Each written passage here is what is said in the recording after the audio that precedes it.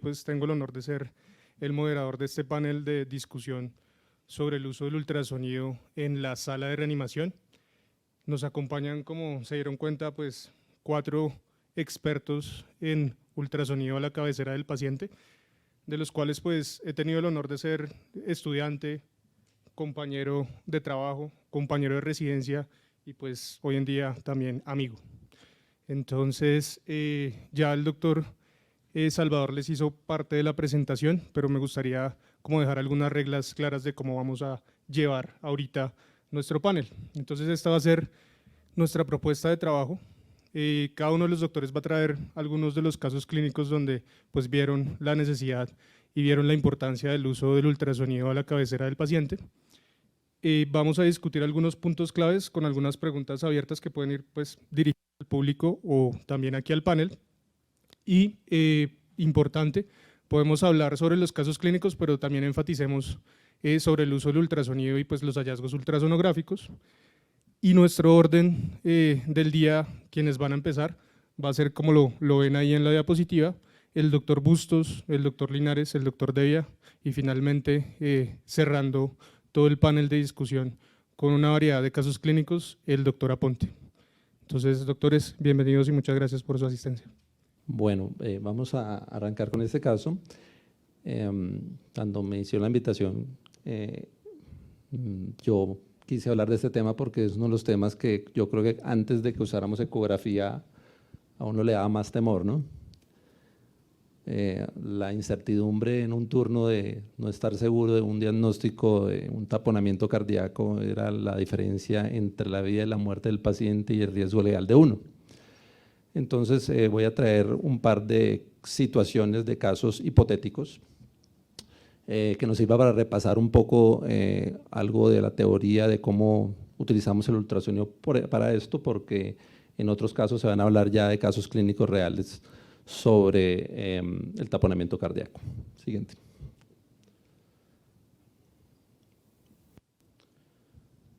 Alguno de pronto conoció una serie que se llama ER de los 90 a principios de este siglo. Se desarrollaba en el County Hospital de Chicago. Siguiente. Y vamos a ambientarlo ahí. Nuestros doctores de turno van a ser el doctor Green y el doctor Carter.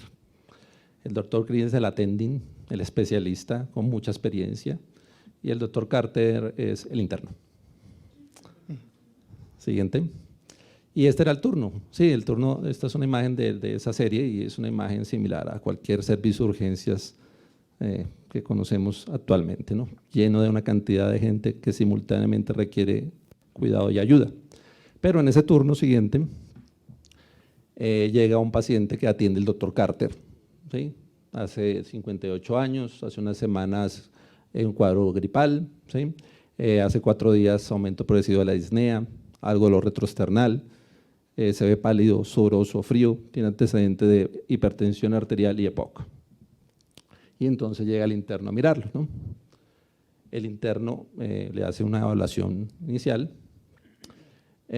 y llega a esa conclusión, ¿no? Que no sabe qué tiene el paciente, ¿sí?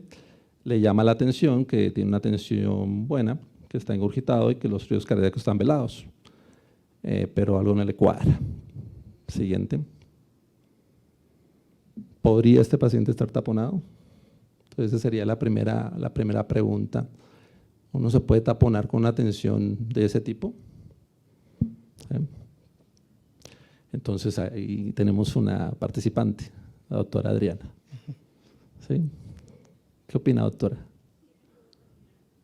Se debe taponar. Listo. ¿Alguien más? Bueno, una cosa que es importante es eso, ¿no? Generalmente cuando uno mira desde el punto de vista del ultrasonido y habla de choque, aunque el choque tiene una dimensión más amplia, la mayor parte de trabajos del criterio de inclusión es que esté hipotenso. Sin embargo, el ultrasonido hace que uno pueda captar cosas antes de que esa tensión baje, ¿no?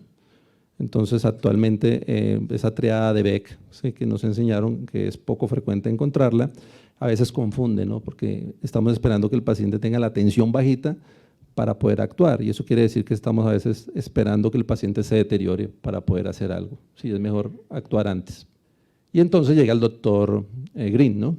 Entonces el doctor Green dice, bueno, puede ser una opción, ¿no? Disnea es el síntoma de presentación más frecuente del taponamiento, tiene los ríos cardíacos velados, que es una cosa que tiene una especificidad un poco alta para esto, aunque eso depende del oído de cada quien, ¿sí?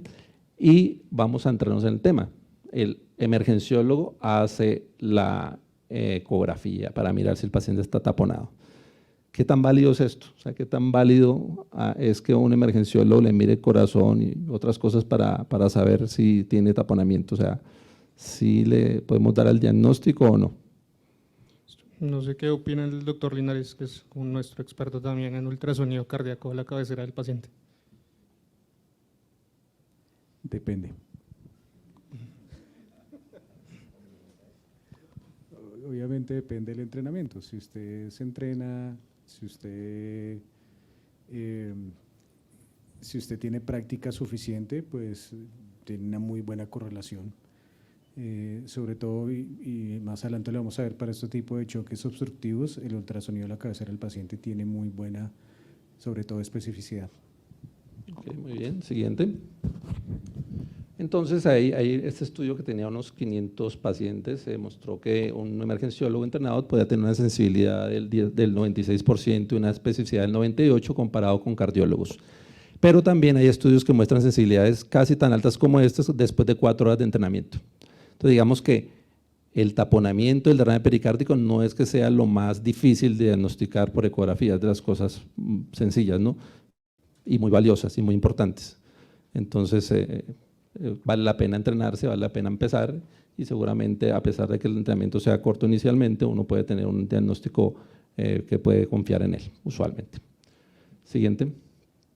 Bueno, pero una cosa aquí es que uno le hace la ecografía y entonces, ¿qué es lo que tiene uno que mirar? O sea, porque hacer la ecografía uno sabe que si tiene como una cosa anecoica, o sea, negra alrededor del corazón, pues probablemente tiene un derrame pericárdico, ¿no? Pero el derrame pericárdico no es taponamiento. Y hipotensión tampoco es taponamiento, y ríos cardíacos velados tampoco, entonces es como complicado, ¿no? Entonces, aunque todos nos enseñan que el diagnóstico es clínico en la medida que el clínico tiene que asociar una cantidad de factores y el contexto clínico del paciente para llegar a esa respuesta, ¿no? Pero la ecografía es la principal herramienta actual. Una cosa que hay que recordar ahí donde aparece la E y la F es que hay una grasa a veces, sobre todo en la parte anterior del corazón, que puede confundir porque tiene un aspecto un poquito oscuro, un poquito anecoico, más hipoecoico. Entonces, no lo confundir. Ese tipo de grasa generalmente se mueve con el corazón, está adosado al corazón, pero y generalmente está en la localización que muestra la diapositiva, entonces no confundirse con eso. Y lo otro es que a veces también cuando tiene mucho derrame pericárdico, pleural, se puede confundir. Entonces, en esa diapositiva de la derecha se muestra donde dice PE, que tiene una efusión pericárdica, pero también en el que dice PL una efusión pleural, que no atraviesa la línea media, que no atraviesa la aorta descendente. Entonces ahí pueden consistir las dos cosas, pero eso es lo primero que hace uno, estar seguro que si tiene derrame, ¿no? Si tiene signo de taponamiento, no tiene derrame, pues no tiene taponamiento, ¿sí? Siguiente. ¿Qué tan importante es el tamaño? O sea, ¿el tamaño importa para decir que está taponado o no? No sé qué opina Germán. Yo opino que no importa tanto, que más bien depende de qué tan rápido y qué tan adaptado esté el corazón para ese líquido. Muy bien, entonces lo más importante es qué tan rápido se va acumulando, pero se vale la pena describir si es grande o no. ¿Sí? Siguiente. ¿Por qué? Porque si hay una asociación entre más grande es el derrame, más riesgo tiene que ese paciente se colapse en el tiempo, ¿sí? Entonces no es lo mismo tener un paciente con poco, sin ningún tipo de inestabilidad, que un paciente que tiene mucho, no tiene estabilidad. Ese paciente requiere un control diferente en el tiempo, ¿sí? Ese paciente tiene más riesgo de que se vaya a deteriorar, ¿no? Entonces, en la primera imagen donde dice trivial, a veces vemos que solo en sístole, cuando se contrae el corazón, una lineecita negra, eso es normal, eso no tiene nada, ¿sí? En cambio, si usted en el que dice small, que es un derrame pequeño, se ve en sístole y en diástole, ya uno puede decir es un derrame pequeño, ¿sí? Casi siempre los triviales ni siquiera se describen, muchas personas no los describen. El moderado tiene toda la circunferencia, sin embargo suele ser menor de 1 centímetro, ¿sí? O entre 1 y 2 centímetros según la clasificación que uno use. Y el largo pues está en toda la circunferencia y pues generalmente tiene, algunos dicen más de 1 centímetro, otros dicen más de 2 centímetros, usualmente más de 2 centímetros. Pero lo que les digo, lo importante ahí es que un derrame grande es un paciente que tiene más riesgo, ¿sí? Pero con derrames pequeños de rápida producción, rápida crecimiento, también puede deteriorarse. Siguiente.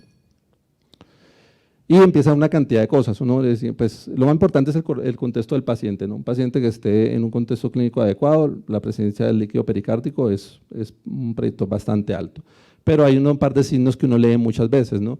Siguiente, uno es el colapso de la aurícula, ¿no? En la medida que aumenta la presión por fuera del pericardio, lo primero que se va a colapsar en sístole es la aurícula, porque es el momento en el cual hay menos presión interna. Entonces, y es complicado ver esto porque una sensibilidad del 50 al 100 y el 33 al 100 es como demasiado grande ese espectro, ¿cierto? ¿Y por qué hay ese espectro? Porque es que en la medida que progresa la enfermedad, pues va a hacerse más prevalente este hallazgo, ¿sí? Sin embargo, cualquier medio presión pequeña que tenga el pericardio puede hacer que se colapse y eso no quiere decir que ese paciente se va a colapsar hemodinámicamente. Entonces hay que tener en cuenta que es un signo temprano, de inicio temprano, que después va a acompañar en la medida que se deteriore el paciente. Siguiente. Pero la mayor parte de estudios trata de poner como bola estándar para decir que tiene taponamiento, que tenga un colapso del ventrículo derecho. Es como el signo pues, en 2D que más se está usando para definir que el paciente está taponado, ¿no? Pues ustedes lo importante ahí, lo difícil es, bueno, ¿qué es sístole y qué es diástole, no?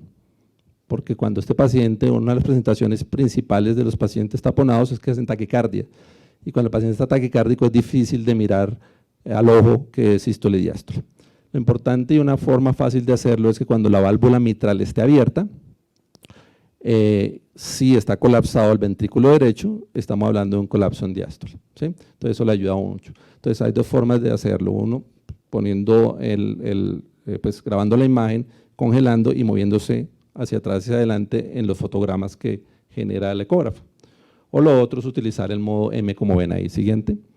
Donde uno pone M, ese M está cruzando el ventrículo derecho y la válvula mitral, y entonces ahí donde están las líneas vemos que mientras la válvula está abierta, está una convejidad o una depresión de esa línea que nos está hablando de un colapso del ventrículo derecho. Obviamente se requiere cierto entrenamiento en eso, pero no es tan difícil. ¿De acuerdo? Siguiente. Y otra cosa que se puede usar, aunque en medicina de emergencia no aparece tan descrita que se use con tanta frecuencia, es las variaciones del flujo de la mitral. Esto es como si fuera el pulso paradójico, pero ecográficamente. Entonces uno pone el Doppler pulsado a nivel de la válvula mitral y uno va a ver cómo hay una variación de esas velocidades de ese flujo de la aurícula al ventrículo. Cuando la diferencia entre el pico más alto y el más bajito supera 25 o 30% según donde lea, uno puede decir que hay una alteración hemodinámica generada por ese tipo de líquido alrededor. Siguiente. Bueno, y este es importante, ¿no? Generalmente la cava como que va entrando en desgracia, ¿no? Entonces como que no sirve para nada, pero es importante mirarla en los pacientes que están taponados. Una cava colapsable en un paciente que uno sospecha taponamiento, casi que me está descartando el diagnóstico de que tenga eso, ¿no? Entonces es un examen, es una ventana fácil de hacer y si lo hacemos de la forma inicial, uno puede saber que ese poco de líquido que tenga de pronto no está generando ningún tipo de acción hemodinámica sin necesidad de aprender tantos signos y tantas cosas ecográficas. Siguiente. Esto es como un resumen de lo que vamos a hablar. Bueno, vamos rápidamente con el caso 2. De todas como las imágenes que nos mostró ahorita, si quitáramos la clínica, ¿con cuál se quedaría para decir que probablemente ese paciente va a entrar en taponamiento o tiene taponamiento? Colapso del ventrículo derecho en diástole. Perfecto. Gracias. Bueno, el turno 2 es en otro hospital. Este caso lo conocen, ¿sí? Siguiente. Esta es la persona que está de turno, la doctora Christine Palmer. Siguiente. Y esto es lo que pasó. Siguiente.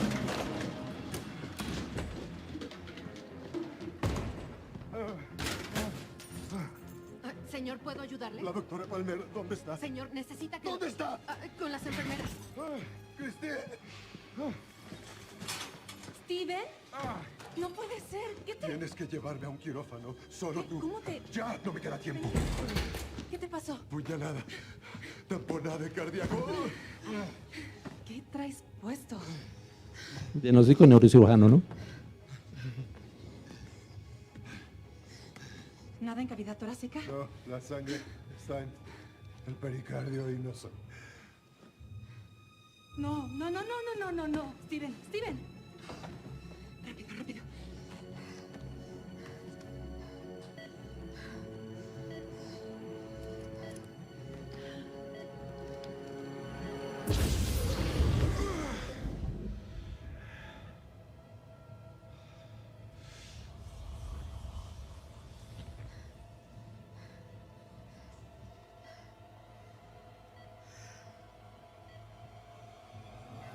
Hay que alzarla. Ten más cuidado con la aguja. ¿Steven? A ver. ¿Qué estoy mirando? Mi cuerpo astral. ¿Falleciste? No, Christine, pero estoy muriendo. Claro. Sí, estoy lista. Ok.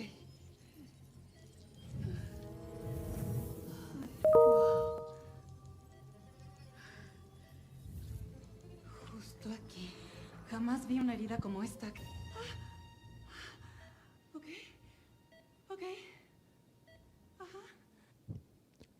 Siguiente. Esta es la principal pregunta de eso. O sea, tiene el ecógrafo todo el tiempo atrás y nunca lo usó. ¿Sí? Estaba prendido, o sea. Yo he visto esto 1000 veces y no lo entiendo. ¿Sí? Pues no pide ayuda y una cantidad de cosas, pero pues será fácil, ¿no? ¿Sí? Bueno, pues entonces esas cosas que quedan, ¿no? ¿Sí? ¿Cómo? Sí, tiene una guía espectral o una cosa así, ¿no? Espiritual, ¿no? Es complicado, ella creyó más en la fe que en la tecnología. Bueno, pero bueno, usted tiene un ecógrafo TE7, que es un buen ecógrafo, y pues úselo, ¿no? Porque pues si no, no está haciendo nada, ¿no? Bueno, siguiente. ¿Qué es mejor, una guía ecográfica para cardiosíntesis o no? Miremos los datos. Cuando las complicaciones son menores del 4% cuando usas ecografía y pueden ser hasta el 20% cuando usas ecografía, cuando no la usas. Entonces realmente Christine la embarró, sí, ha podido dañar a ese man, ¿no? No hemos perdido otras películas del universo Marvel. Siguiente. Y si hubiera usado ecografía, ¿por dónde le mete la aguja, no? ¿Utilizaría el mismo sitio? Bueno, pues ahí hizo trampa porque pues, tenían como magia, ¿no? Pero vamos a ver qué nos muestran los datos. ¿Sí? El parastel largo parece ser la ventana que tiene menos complicaciones, ¿no? Pero básicamente no sé qué opinan las personas que tengo alrededor, han hecho este tipo de procedimientos y pues esos son números, ¿sí? Pero me gustaría saber qué opinan. ¿Cuál es el sitio preferido de ustedes para hacer una pericardiocentesis? Creo el doctor Aponte que tiene un caso. Bueno, ahí. buenas tardes. Es variable porque depende pues el tipo de equipo que uno tenga. Normalmente pues uno utiliza, en los que tenemos la bendición de tener un equipo con varios transductores, utilizar un transductor sectorial, se le hace uno mucho más fácil succifoideo, aunque está descrito y en algunas partes lo hemos hecho así, utilizar un transductor endocavitario, que tiene o sea, es más manejable y se puede hacer por una ventana por un eje parasternar largo y que tendría menos complicaciones. De por sí los radiólogos intervencionistas suelen hacer las pericardiocentesis así.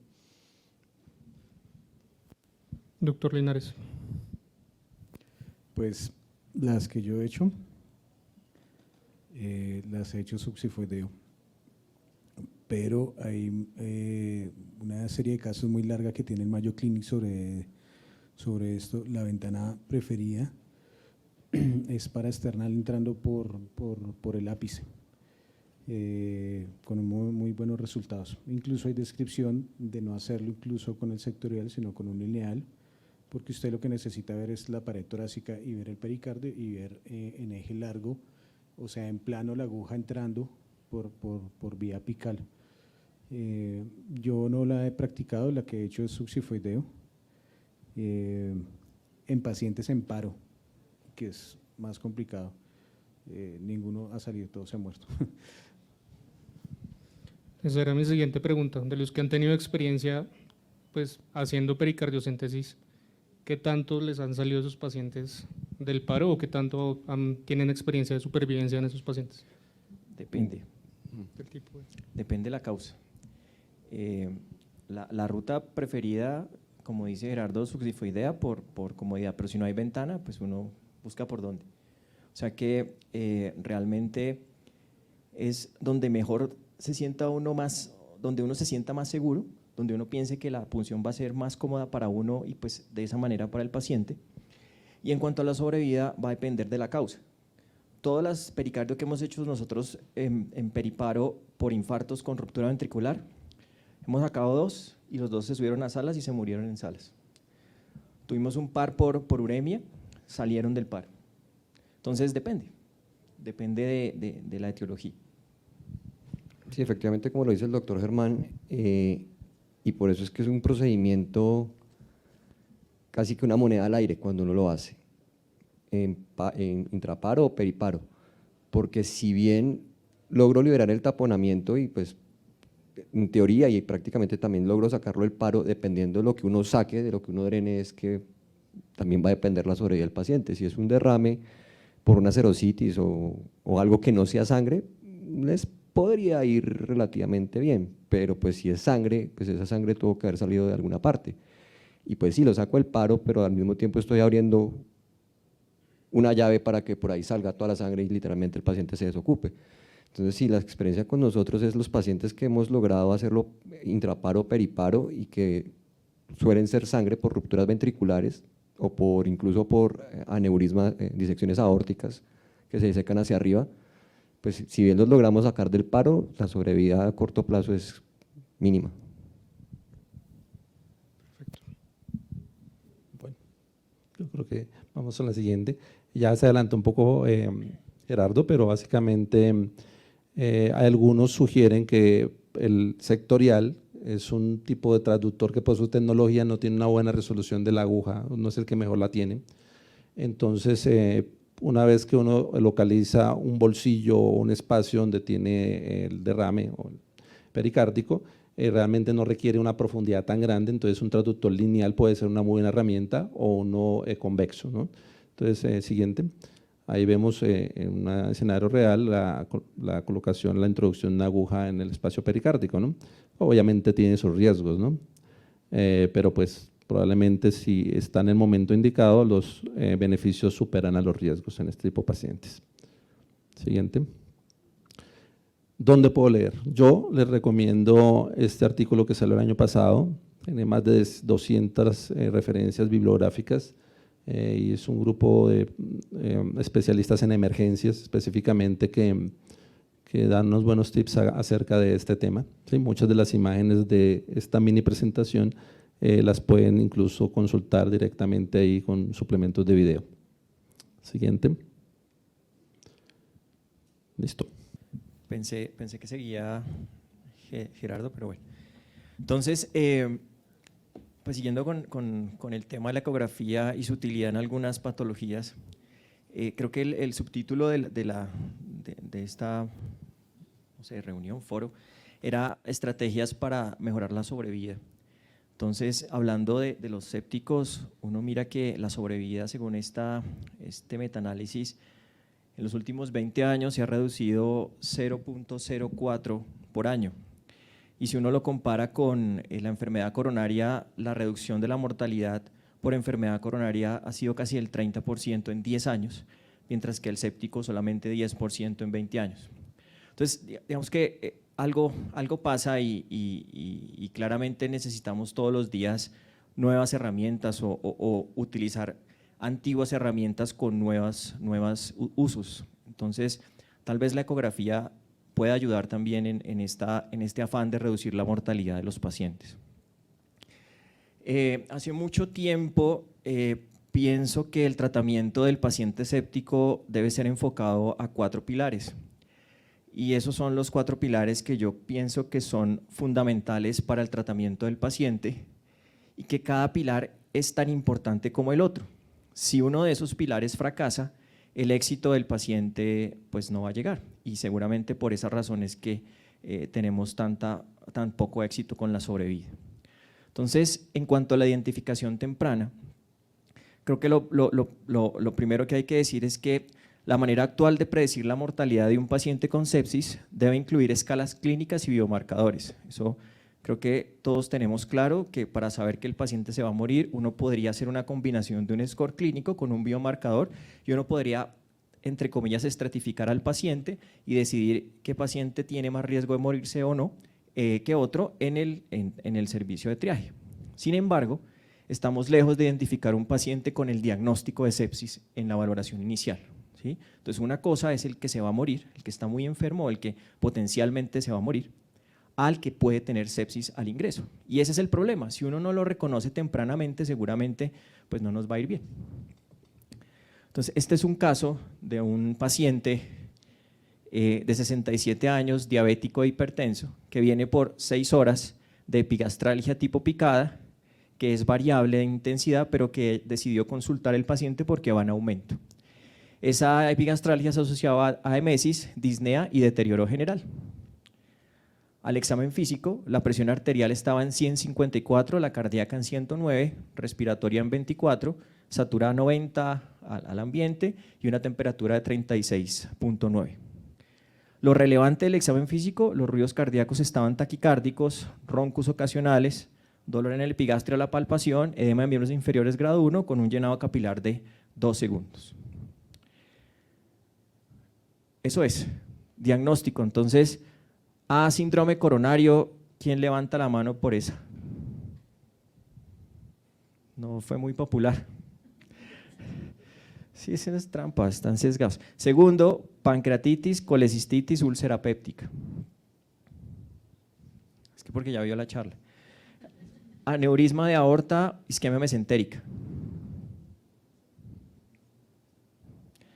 Neumonía basal, embolia pulmonar. ¿Y los otros? ¿No? Mire que si ustedes se ponen a pensar, entonces, ¿qué paraclínicos pedirían? Si yo estoy pensando en un síndrome coronario, pido un electro, que no va a salir nada, pues en la mayoría de los casos, con una troponina que se va a demorar, si es una troponina de alguna institución se va a demorar 3 horas, de otras instituciones 2 horas, y así. Pancreatitis, necesitamos biomarcadores, etcétera, etcétera. Pero si uno tiene un ultrasonido, tal vez podría orientar un poquito mejor el diagnóstico. Por ejemplo, en este caso, ¿sí? En este caso uno podría decir que este paciente con ese dolor lo que tenía o lo que puede tener es una sepsis por una colecistitis con colelitiasis.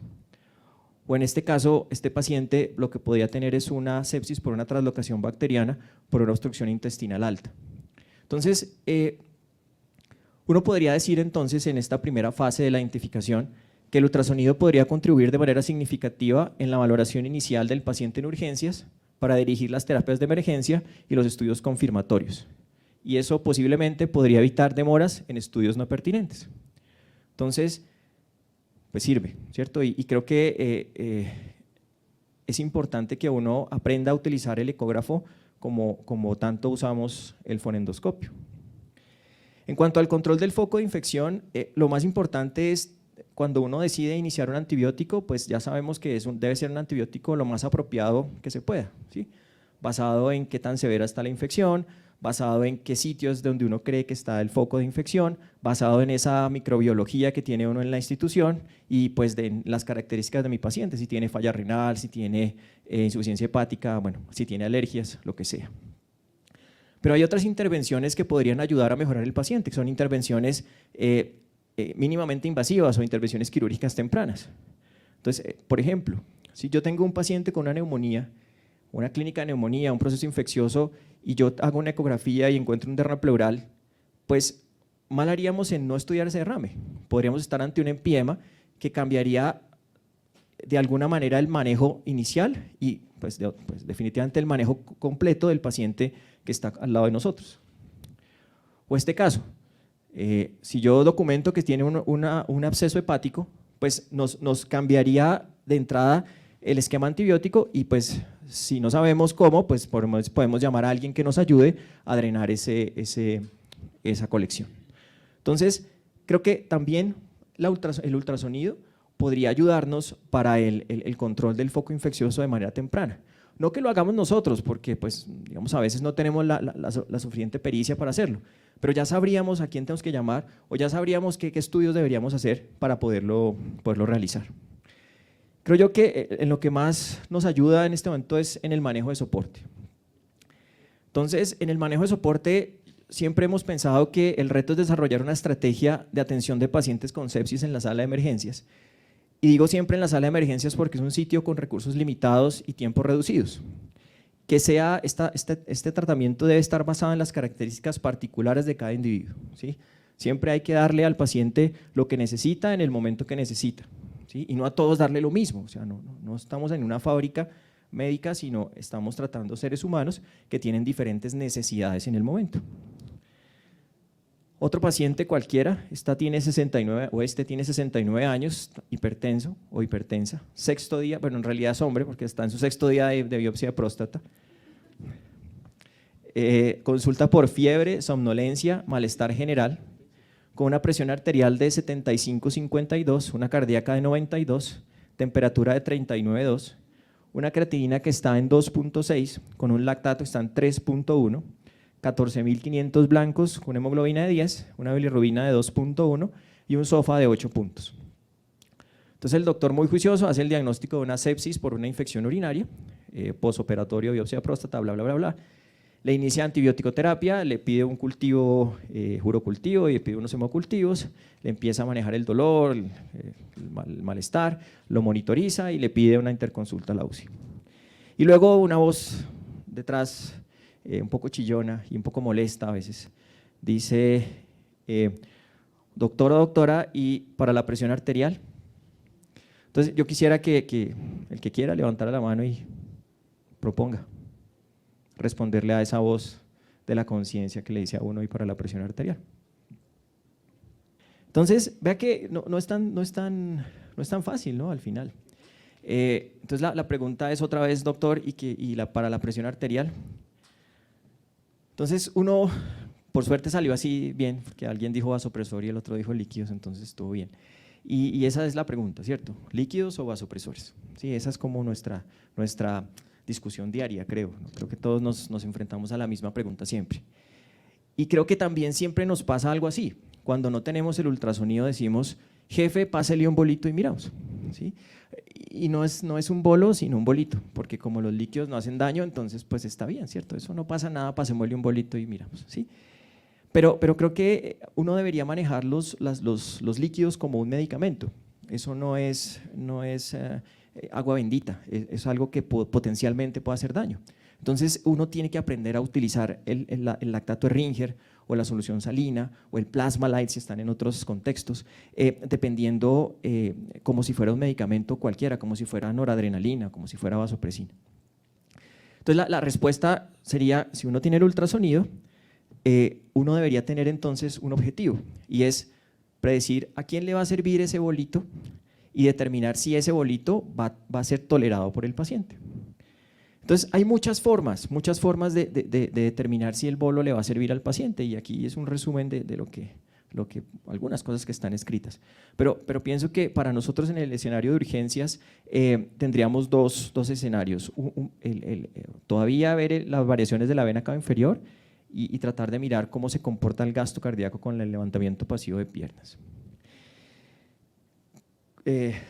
Corría el año 2010 y con el doctor Bustos, por allá en una institución lejana, empezamos a usar el ultrasonido que no quería usar más radiología y con el doctor Bustos empezamos a aprender a utilizarlo y empezamos a utilizarlo en nuestros pacientes y por allá nos dimos cuenta que sí, que de pronto este paciente que tenía esa vena cava pletórica que no se colapsaba, de pronto ese podría necesitar más volumen y ese que sí se colapsaba era el que le poníamos volumen.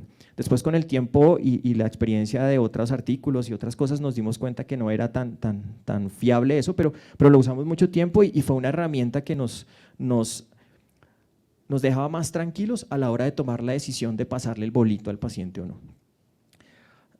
Creo que lo que estamos utilizando más frecuentemente ahora es la elevación de miembros inferiores. Entonces lo que hacemos es en una posición sentado, luego le levantamos la pierna al paciente y de esa manera encontramos que el gasto cardíaco debería aumentar si el paciente mejora, perdón, al levantar las piernas el gasto cardíaco debería mejorar, porque consideramos que al levantar las piernas hay un aumento de la precarga por la sangre que va a bajar por gravedad hasta el corazón. Entonces, lo que uno debería ver es para decir que sí va a responder es un cambio del gasto cardíaco con la elevación. Y hay muchas formas de ver el gasto cardíaco, porque el problema para nosotros en urgencias es cómo medir el gasto cardíaco. Entonces hay muchas formas, hay maneras invasivas, mínimamente invasivas, por ultrasonido. Y pues para nosotros ahí en urgencias que pues difícilmente tenemos una línea arterial, pues usamos el ecógrafo, ¿cierto? Entonces, a veces utilizamos los cambios del gasto cardíaco, los cambios del BTI, o utilizamos el Doppler, el cambio del flujo de la carótida, que todo es tratar de identificar de una manera directa o indirecta el cambio del gasto cardíaco con la elevación de las piernas. Entonces, si nosotros encontramos esos cambios, seguramente podemos estar más tranquilos a la hora de decirle a la jefe, pásele un bolito.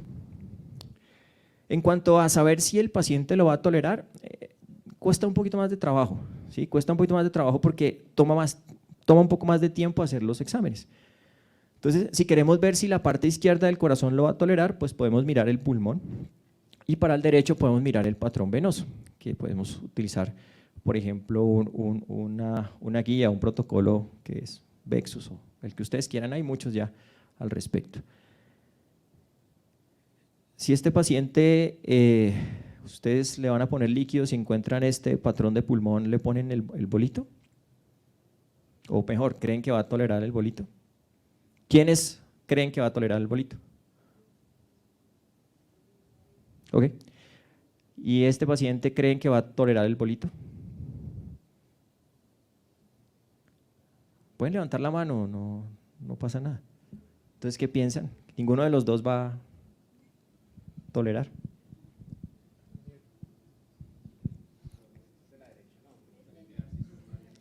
¿Derecha es esta?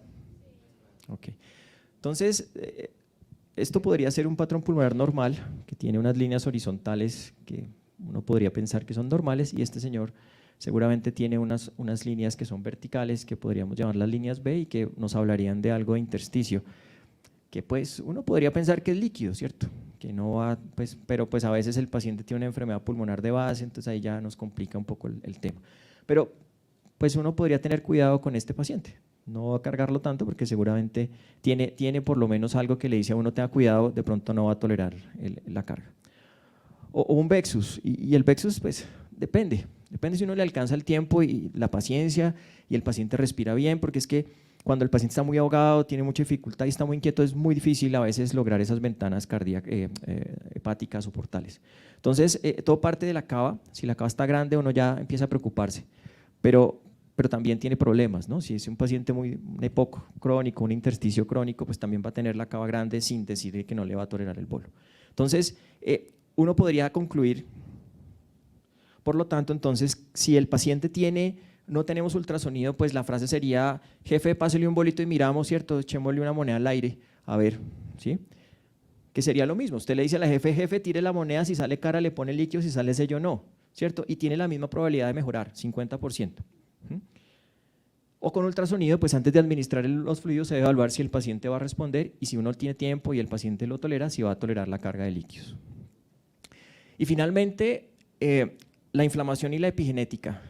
Entonces uno se pregunta, pero epigenética con el ultrasonido, esa vaina, este man está loco, ¿qué está diciendo? ¿Sí? Entonces resulta que no, que es bastante interesante porque, como decíamos al principio, no todos nos portamos igual ante una infección, ¿sí? Una E. coli puede matar a una paciente de 20 años, ¿sí? Y la misma E. coli puede coger a una señora de 97 años y mandarla para la casa al otro día con cefalexina, ¿sí? Y uno no entiende por qué. Y eso básicamente es por muchas determinantes genéticos.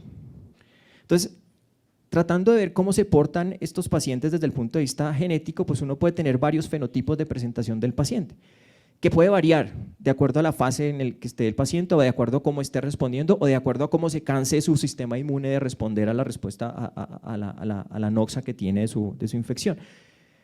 Y este grupo francés de este doctor, yo creo que es los que empezaron con estos tipos de fenotipos ecográficos, y uno podría pensar que tenemos 4 fenotipos grandes: un fenotipo de disfunción sistólica, un fenotipo hiperkinético, un fenotipo de falla derecha y un fenotipo hipovolémico.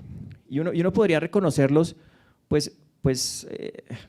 viendo, ¿cierto? Y uno mira ecográficamente, el que tiene disfunción sistólica pues es el que tiene una eyección disminuida, una fracción de acortamiento ventricular izquierda menor del 33, es decir, no hay un adecuado cambio del diástole del ventrículo izquierdo, el cambio diastólico, o un BTI menor de 14, o el hiperkinético que tiene un BTI aumentado, una fracción un poquito más grande, mayor o digamos normal, o el que está derecho, que es el que tiene una alteración de la relación ventricular izquierda-derecha, y el que está hipotenso, pues el que está en la mala, o el hipovolémico, ¿cierto? El que tiene cambios en la cava o el que tiene un BTI disminuido. Entonces, digamos así, por preguntar, ¿qué fenotipo tendría este? ¿Cómo? Gracias por la ayuda. Está hiperdinámico, ¿cierto? Y este…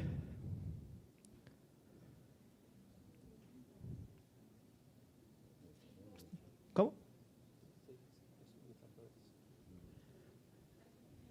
Pareciera que no tuviera buen corazón, está hipokinético. Y este está bien derecho, ¿no? Pareciera que tuviera una disfunción derecha. Entonces uno ve, esto no es para verlo y decir, uy, mire, no, es para tomar decisiones. Entonces, este señor, ¿qué creen que le falta? ¿O qué creen que podría necesitar? ¿Cómo? Entonces, el señor hiperkinético está hiperkinético porque está muy inflamado. Y el que está muy inflamado entonces es el que va a necesitar más rápido el vasopresor. Evidentemente va a necesitar volumen, pero este es el que esos artículos le dicen a uno, inicio vasopresor temprano, disminuye la mortalidad. No, espere, no a todos, es el que lo necesita. ¿Sí? Entonces de pronto este va a necesitar claramente volumen, pero ese es el que va a necesitar vasopresor temprano. Y este que va a necesitar seguramente desde el principio.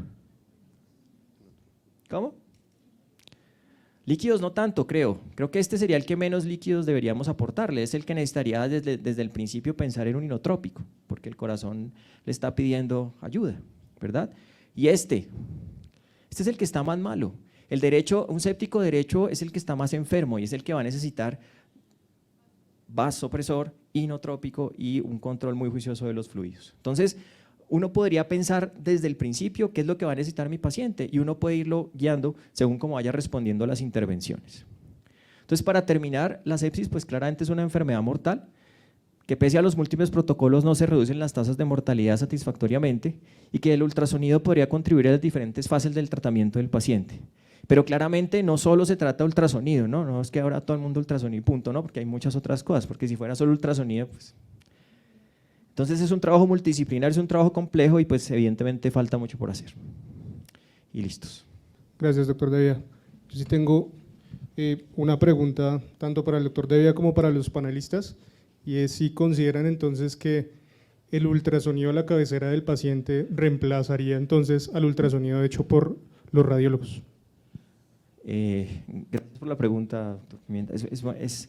Es interesante porque esto no quiere reemplazar el ultrasonido que hace el radiólogo. Y es importante tener claro que una cosa es el POCUS o la ecografía al lado de la cama del paciente que hacemos nosotros como una guía porque tenemos al lado del paciente y lo podemos ver, a la ecografía que es el radiólogo.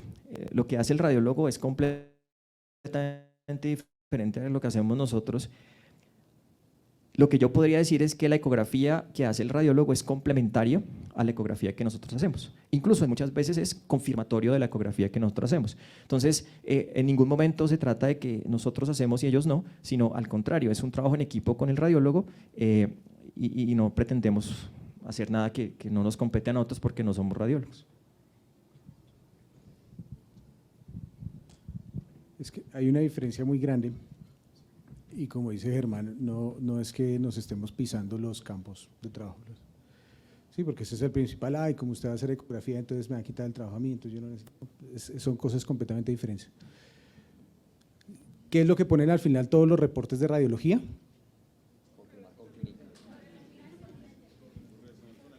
Eso. Partiendo de ahí, nosotros tenemos una ventaja grandísima. Y es que, probabilísticamente, nosotros tenemos una probabilidad pretest, perdón la redundancia. Nosotros partimos de unas probabilidades diagnósticas. Ese es nuestro quehacer médico, ¿sí? Parte fundamental de lo que tenemos que hacer.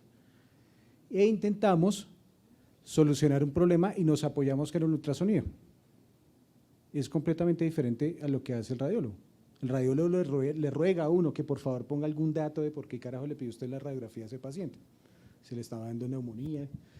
Y usualmente lo que hace el radiólogo es hacer una descripción completa del órgano, usualmente es de un solo sistema, para intentar hacer un diagnóstico. Y a veces tiene algo de clínica. Los que han rotado en radiología le dicen, a veces les toca a uno, ay, vaya y mire la historia clínica, qué es lo que quiere ese doctor. Ah, no, es que le están sospechando un aneurisma. Ah, ya, sí, parece que sí o parece que no. Y uno es completamente al contrario, ¿sí? Uno no está cegado a eso, uno necesita esa clínica y de ahí, usualmente, uno no necesita la descripción de todo el órgano con todo lo que está haciendo el corazón, sino que uno hace un análisis de diferentes sistemas al mismo tiempo, transversal. ¿Sí? El paciente está séptico, le va a mirar el corazón, le va a mirar el pulmón, le va a mirar la cava, le va a mirar las piernas. El paciente está con esto, entonces le va a mirar esto sistemáticamente e intentamos dar respuesta a alguna pregunta. Entonces, uno puede utilizar el ultrasonido tanto para hacer diagnósticos como para hacer seguimiento, como para guiar procedimientos. Entonces, son dos formas de ver diferente el ultrasonido que son complementarias. A veces uno necesita la confirmación del radiólogo, ¿sí? O a veces uno necesita que le hagan un ecocardiograma completo porque la cardiopatía que tiene el paciente es compleja y necesitamos ver un poquito más allá. Y de paso, pues quería hacer una pregunta, no sé, los panelistas o el público, los que quieran, ¿creen que es necesario aprender hoy en día a hacer mediciones detalladas con Doppler o ya llegamos hasta solo mirar la imagen 2D y con eso es más que suficiente? Bueno, en cuanto a la pregunta que hace Fernando, yo pienso exactamente igual, o sea, no es una competencia ni es que le va a quitar el trabajo al otro, sino es como un complemento. Y así como lo dice Gerardo, sí hay una diferencia y la diferencia es que efectivamente el radiólogo hace una descripción de un órgano, no hace realmente nada más. En cambio, nosotros vamos un poquito más allá de eso y lo que queremos hacer es enfocar el manejo de un paciente en tiempo real. No esperarme una descripción anatómica de un órgano para ver qué hago, sino es ayudarme con la ecografía para tomar decisiones prontas y mejorar los resultados en el paciente. Y en cuanto pues, a lo que pregunta Gerardo, como todo en la medicina depende digamos, en qué área me desempeñe yo. Sí, claramente el uso del Doppler en ciertas situaciones va a mejorar el rendimiento del ultrasonido para tomar decisiones, pero pues es muy variable y pues en realidad la información o la educación o el entrenamiento en cualquier tipo de cosa que uno haga nunca está de más. Bueno, dando respuesta a las dos preguntas, en la primera pues comparto mucho lo que dice sobre todo Gerardo. Si uno tiene una duda anatómica, probablemente haya que ir a hablar con el cardiólogo, con el ginecólogo, con el radiólogo, porque tiene su experticia, es absolutamente valiosa para uno, ¿sí?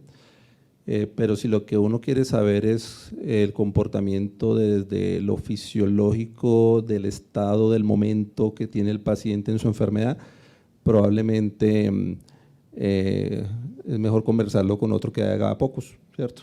Un intensivista o algo así, porque vamos a compartir más ese tema de cómo analizamos ese comportamiento de ese órgano dentro de un enfoque multisistémico, que es como ha evolucionado el POCUS con los años, ¿no?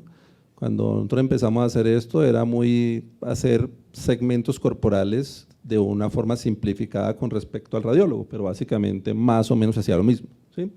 Hoy en día es es raro que uno a un paciente le mire un segmento corporal solamente, independientemente que sea el afectado. A uno le interesa saber que pues tiene un corazón, tengo que revisarlo, ¿sí? Tiene el cerebro, lo reviso o lo que sea. Entonces ahí cambia mucho, ¿no? Entonces es un enfoque fisiológico que depende cómo veo cómo está afectando la enfermedad a la fisiología del paciente para poderlo mejorar. En cuanto a la segunda pregunta, es bien interesante.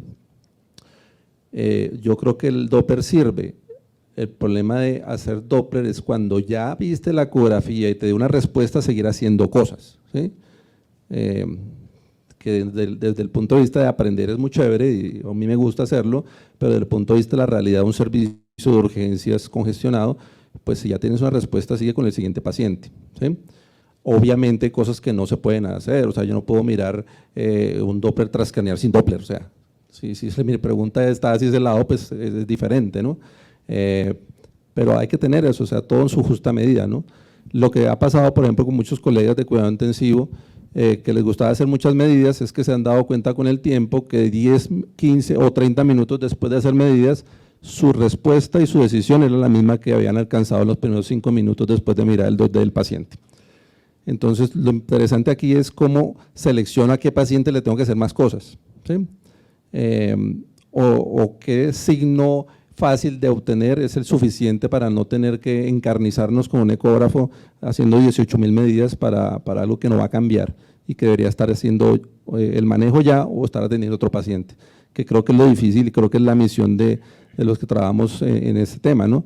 Es no tratar de volvernos cardiólogos y radiólogos, por interesante que sean todos esos conceptos, sino tratar de buscar la justa medida de esa información mínima pero suficiente para que podamos atender mejor y más rápido a los pacientes en el tipo de servicio que generalmente están congestionados. Muchas gracias. Hemos visto ahorita como las maravillas de la ecografía y sobre todo cómo funciona muy bien en escenarios críticos. Entonces no sé qué opinan de los panelistas, principalmente el doctor Devia, en cuanto a que la monitoría sea exclusiva por ultrasonido en nuestra sala de reanimación. Sí, es una pregunta que uno se hace todos los días.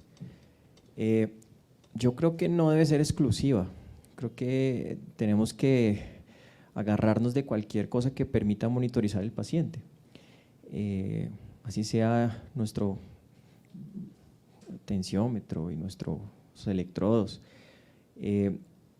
Sin embargo, si uno tomó una decisión por un hallazgo ecográfico, pues la mejor manera de evaluar si esa intervención fue útil es nuevamente mirar ese hallazgo anormal que uno vio en el ultrasonido, si es que eso es lo que quería uno resolver, ¿sí? El ejemplo sería el señor que va a responder o no a volumen, ¿sí? Yo lo evalúo, digo, va a responder a volumen, le pongo el volumen y después vuelvo y lo evalúo. Y me dice, ya no va a responder a volumen, entonces yo ahí paro de ponerle más líquidos y no sigo jugando con la moneda a ponerle más líquidos. Entonces, creería que sí, pero no. Debemos monitorizar, pero no solamente con la monitoría. Con el ecógrafo. No, como siempre todo depende, ¿no? Hay una frase, siempre me olvida, que dicen los gringos, que no existe una camisa de talla única para todo el mundo. Hay veces el ultrasonido no le sirve para nada, porque no encuentra la ventana, porque usted no está entrenado, porque no tiene tiempo, o simplemente no encuentra lo que usted necesita o no le aporta absolutamente nada. Y hay veces usted necesita una monitoría mucho más detallada para tomar decisiones en pacientes difíciles. Hay un paradigma que usualmente usted, cuando lee el ultrasonido y empieza a leer desde los más antiguos, al principio era como los reconocimientos de patrones, ¿sí? Entonces se reconoce el patrón hipovolémico es clásico, el del paciente con TEP es clásico, el paciente con falla cardíaca aguda es clásico, pero resulta que nuestros pacientes no vienen así, ¿sí? No vienen así, hay unos, pero por lo menos en las instituciones donde he rotado y he trabajado, la gran mayoría de los pacientes son complejos y vienen con muchas cosas. Entonces uno parte de una institución donde el paciente tiene falla cardíaca, está trasplantado a VIH, le hicieron quimioterapia, le amputaron una pierna y además de eso tiene un catéter de Majorca y lo atropelló un carro. Entonces usted lo mira del corazón y es una fiesta. Y hay veces ahí tomar la decisión es diferente. Y usted necesita otro tipo de monitoría. Entonces uno no puede decir eso, ¿debería ser siempre con ultrasonido? Sí, sí, pero depende de lo que usted necesite medir y hacer. Y hay veces necesita ponerle un Edwards a ese paciente. Entonces, de pronto más adelante, antes tener un pulsoxímetro en la sala de reanimación era lo último, pues, y siglos atrás tener un electrocardiograma, pues era, hay unos artículos viejos de cardiólogos donde decía el electrocardiograma solo tiene que ser interpretado por un cardiólogo, ¿no? Cuando era difícil acceso y era un conocimiento muy exclusivo de un sector privilegiado. De pronto más adelante vamos a tener vigileos en urgencias por montones y vamos a tener que aprender a usarlos en ese momento. Entonces, como siempre, no siempre el ultrasonido sirve. El ultrasonido puede dar algunas respuestas, no siempre las respuestas, depende también mucho del nivel de entrenamiento que usted tenga y lo que sepa hacer con el ultrasonido. Y hay veces usted necesita otro tipo de monitoría para algunos pacientes en el cual la toma de decisiones es más difícil. Si usted necesita o su paciente necesita monitoría constante, no es la herramienta. Si su paciente necesita algún tipo o puede hacer monitoría intermitente, es una buena herramienta que no para todos los pacientes. Pero usted tiene que definir eso primero.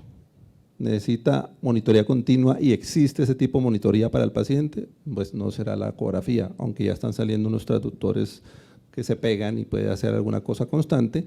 Ya estamos hablando de otra cosa. Entonces, lo importante es eso. Sí, yo creo que es el determinante más lo que ya acaban de decir, que es bastante claro, ¿no? Pero pues es constante o no constante lo que usted le requiere, ¿cierto? Necesita que le avise que pasa algo, no lo va a poder hacer porque usted tiene que atender a otros pacientes. O sea, no lo pueden hacer ni los intensivistas que tienen 7, 10 pacientes, mucho menos un tipo de emergencias que tiene 30 por ver. O sea, no puede servir así como elemento de monitoría, ¿sí? Es otro tipo de vigilancia el paciente, pero hay cosas que se requieren y que generalmente pues, van a seguir y van a seguir existiendo, y la idea es que se puedan usar en urgencias de forma eficiente y más barata. Sí, igual pienso que como tal una monitoría constante depende y no todo el mundo, o sea, la medicina no es una receta de cocina que a todo el mundo le va a aplicar los mismos ingredientes. Entonces, probablemente el ultrasonido me va a servir para poder hacer seguimiento y monitoría a cierto tipo de situaciones, como en otras, pues en realidad no va a tener ninguna relevancia. Pero pues más que implementarlo como una monitoría o como un elemento de monitoría que esté constante ahí, es más bien entrenar a la gente y que la gente sepa cuándo puede utilizarlo, en qué le puede ayudar y pues claramente que tenga la accesibilidad a él. Muchas gracias. Como volviendo otra vez a la charla del doctor Devia, sí tengo como otra duda y sería cómo o qué estrategias hay por ultrasonido para identificar a los pacientes que requieren vasopresor con los que requieran también inotropía, más allá de lo que evaluamos.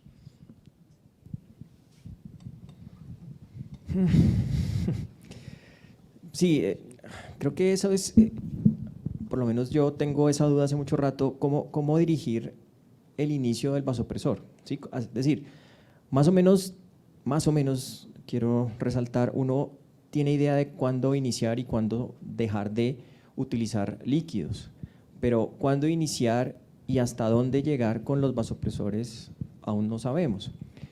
Podríamos hacerlo con una monitoría de otro tipo, pero por ultrasonido es difícil.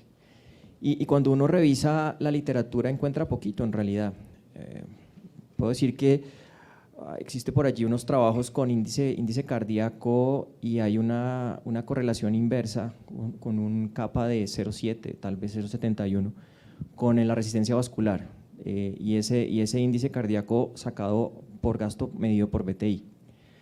Y pues el que pues, fan de ese es uno puede mirar la resistencia, el índice de resistencia de una arteria, y uno preferiría utilizar arterias periféricas que normalmente deben tener un flujo alto, a diferencia de otras arterias que como las cerebrales, que ellas no deben tener tan alta resistencia. Entonces la duda era, o la cuestión es, si yo mido el índice de resistencia de una arteria periférica, que normalmente debe ser alto, si está caído, yo puedo decir, este hombre puede estar vasopléjico y puede necesitar vasopresor. y eso lo hemos utilizado alguna vez midiendo el índice de resistencia radial, basado en algunos artículos de correlación donde el índice de resistencia radial a nivel de la tabaquera anatómica había una correlación bastante buena con la resistencia vascular, una correlación por encima de 0,9, un kappa por encima de 0,9, y por eso lo utilizamos, pero eso no quiere decir que esa sea la forma, ¿sí? Entonces creo que es una oportunidad para trabajar en eso y en eso estamos tratando de ver cuál sería realmente la forma ideal de poder iniciar un vasopresor guiado por ultrasonido, que hasta ahora pues, lo único que tenemos es algo de experiencia con índice de resistencia arterial, pero pues hay que trabajar en eso. Bueno, muchas gracias, doctor Devia. A continuación, continuamos con los casos expuestos por el doctor Linares. Entonces, ¿me colaboran, por favor, con la presentación? Bueno, yo les voy a preguntar directamente a los que tengo confianza. Pues porque no les pregunta y no dicen nada. Entonces yo les digo, pero no son preguntas difíciles, no van a decir, ¿cuánto pesa un eritrocito? No, eso no. Entonces, miren.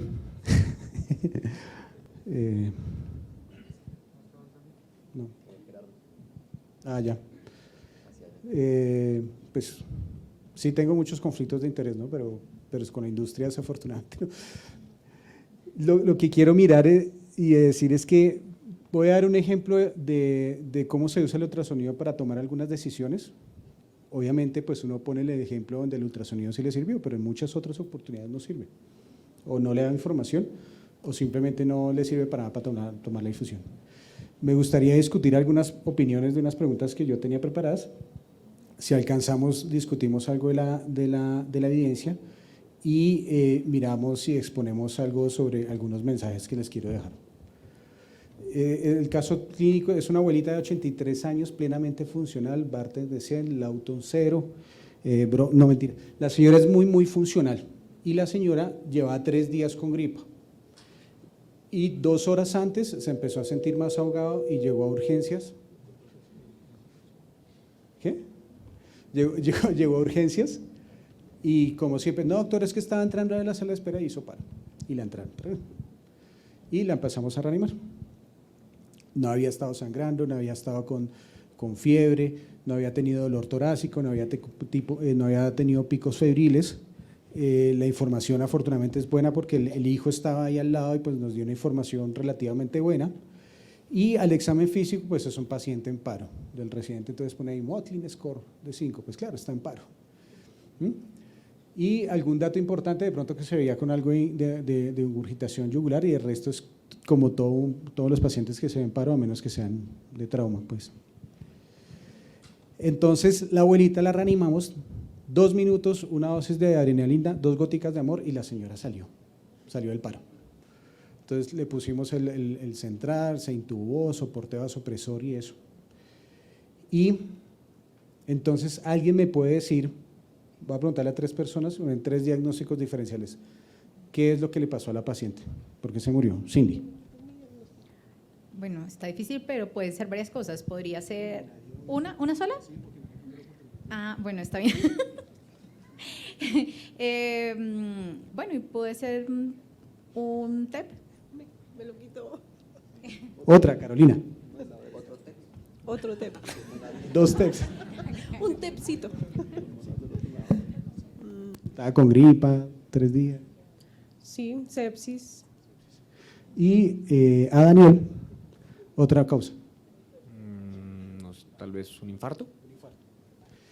Listo, entonces me imagino que alguien va a pedirle exámenes, ¿no? ¿Qué ayudas diagnósticas necesitan? ¿Qué más? ¿Qué más? Entonces ahí está el electrocardiograma. ¿Alguien quiere decir qué tiene el electrocardiograma? Eliezer. Sí, nada importante. Pues tomograma derecha y taquicardia. Eso.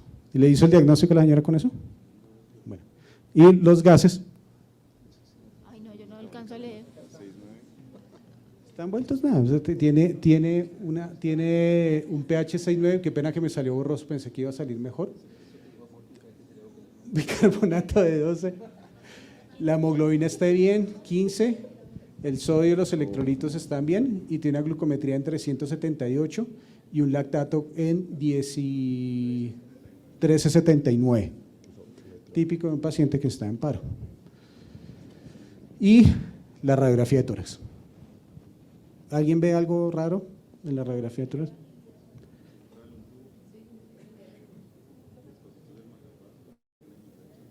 ¿Pero algo raro que le vean? Doctor Holman. Ludwig. No, no leo nada raro. Diferente. No, pues el tubo, el central, los eventos está rotado. No, nada más.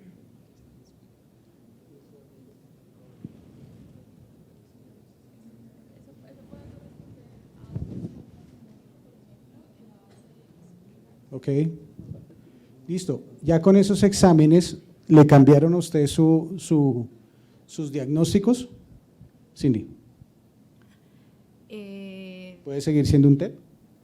Podría ser, pero pues digamos que no lo puedo descartar con 100% de certeza, pero por ahora parecería una neumonía, que hizo una falla ventilatoria, ahora está muy acidótica, estaba con hiperglicemia, también puede ser la acidosis metabólica, una diabetes de novo que ha hecho una cetoacidosis secundaria a un proceso infeccioso en curso. ¿En los gases se veía la glucometría? Sí, 378. Sí. Sí, estoy de acuerdo. Entonces, claro, uno puede o no cambiarle el diagnóstico y por lo tanto, obviamente, le va a cambiar a la conducta médica a la paciente. Y esto es importante porque, pues depende de eso, es diferente que usted le eche líquidos a un paciente de falla cardíaca a más bien le ponga furosemida a un paciente que está séptico, ¿sí? Entonces, ahora sí, preguntémosle al experto, si puede explicar qué ventana es y qué hallazgo significativo puede encontrar en las imágenes. Bueno, es una apical 4 cámaras con un aumento del diámetro del ventrículo derecho, con un ápice hiperdinamico con un poquito menos móvil a pared libre. No se ve muy bien el ventrículo izquierdo, pero parece tener una buena contractilidad el ventrículo izquierdo, no se ve líquido libre pericárdico, tiene un poco de grasa pericárdica arriba y un poquito disminuido el movimiento del anillo valvular tricuspidio en su esquina, o sea, básicamente eso. ¿Se atrevería a dar algún diagnóstico con esta imagen? Pues con ese contexto clínico, con ese electro que tiene y eso, más probablemente podría ser un TEP. Exacto. Sí, o sea, efectivamente, pues esos hallazgos son hallazgos que podrían ser indirectos de un tromboembolismo pulmonar, pero pues no son los específicos. Entonces, si bien sí puedo pensar en que sea un tromboembolismo pulmonar, que tendría que llenarme un poquito más de motivos para poder decirlo y por ende tomar alguna determinación. Aquí el hallazgo principal que tenemos es lo que describe Yuri, que típicamente lo llamamos el signo McConnell, ¿sí? Aquí tenemos el ventrículo izquierdo, es muy difícil hacer la imagen, pues porque la paciente está en paro y estamos, pues ya no está en paro, pero pues está ahí todo el mundo trabajando alrededor de la paciente, y el ventrículo izquierdo se ve muy pequeño, y el ventrículo derecho comparado con el izquierdo está muy grande, y además usted ve cómo la punta del derecho se está contrayendo y la pared libre no se mueve. Ese signo se llama el signo de McConnell. El signo de McConnell usualmente suele ser muy específico para tromboembolismo pulmonar, tiene un LR bastante alto, sin embargo también describen otras situaciones donde hay otras causas de McConnell o pseudos McConnell que llaman algunos expertos, por ejemplo, infartos del ventrículo derecho o incluso pacientes que hacen cor pulmonar por otra cosa, pueden haberse imágenes similares por el McConnell. Pero lo interesante es que aquí vamos aislando cosas, no aisladamente solo solo tomar la decisión con la imagen. Y rescato dos cosas, una que dijo Yuri y otra que dijo Alejandro. Yuri dijo, mire, pensando con ese electrocardiograma, con lo que le pasó a la paciente y eso yo podía hacer que es un trauma. Y Alejandro muy prudente dice, esto puede ser un TEP, pero necesito más razones para hacer el diagnóstico. ¿Alguien quiere decir esta imagen de pronto, Alejandro, ¿cuál ventana así que hallazgo significativo puede encontrar? Pues es como una ventana succiformidad pero longitudinal, y lo que estás viendo ahí es la vena cava que está completamente dilatada y pletórica. Exacto. ¿Y esta, Germán? Sí, lo mismo, sobrecarga derecha con compromiso del Sí, Además llama la atención cómo la pared septal se mete dentro del ventrículo izquierdo con un movimiento paradójico, lo cual debe explicar en parte una disfunción o pues eso le pega al gasto cardíaco del paciente, que es un hallazgo importante que le da a uno más razones. Exacto, entonces tenemos ya un elemento que nos apunta que el paciente puede tener un tromboembolismo pulmonar, y además de eso la paciente está en shock y lo confirmamos, o mejor dicho, no lo descartamos. Si vemos esta cava completamente colapsada como alguien ya lo ha hecho, pues seguramente no es esa disfunción del ventrículo derecho la causa del shock, la vemos dilatada, y además de en esta succifoideo vemos este movimiento paradójico del septum, ¿sí? Entonces algo aumentó la resistencia del pulmón y hace que cuando el ventrículo izquierdo intenta hacer diástole, el ventrículo derecho todavía sigue haciendo fuerza para superar esa presión y mueve el ventrículo izquierdo hacia el otro lado, ¿sí? Entonces hay un movimiento paradójico del septum. Entonces estas dos imágenes nos dicen, oiga, la causa del choque es algo que aumentó la resistencia vascular de esta paciente. Hay otro hallazgo ahí que quiero notar, es que la pared libre del ventrículo derecho no está ahí medida, pero está dentro de límites normales, y eso es muy sugestivo que la causa es aguda, no es tan crónica, aunque algunos dicen que después de 48 horas un paciente con SDA ya se le puede duplicar la pared libre del ventrículo derecho, pero si la ve delgadita, seguramente es agudo. Y vamos a seguirnos llenando de razones. Entonces este es el mismo McConnell que ya habíamos visto, y además de eso le miramos las piernas a la señora. Está pues mirando las extremidades inferiores. En la imagen superior estamos viendo donde se divide la vena, las arterias femoral superficial y profunda, y vemos cómo no se comprime en este caso la vena femoral.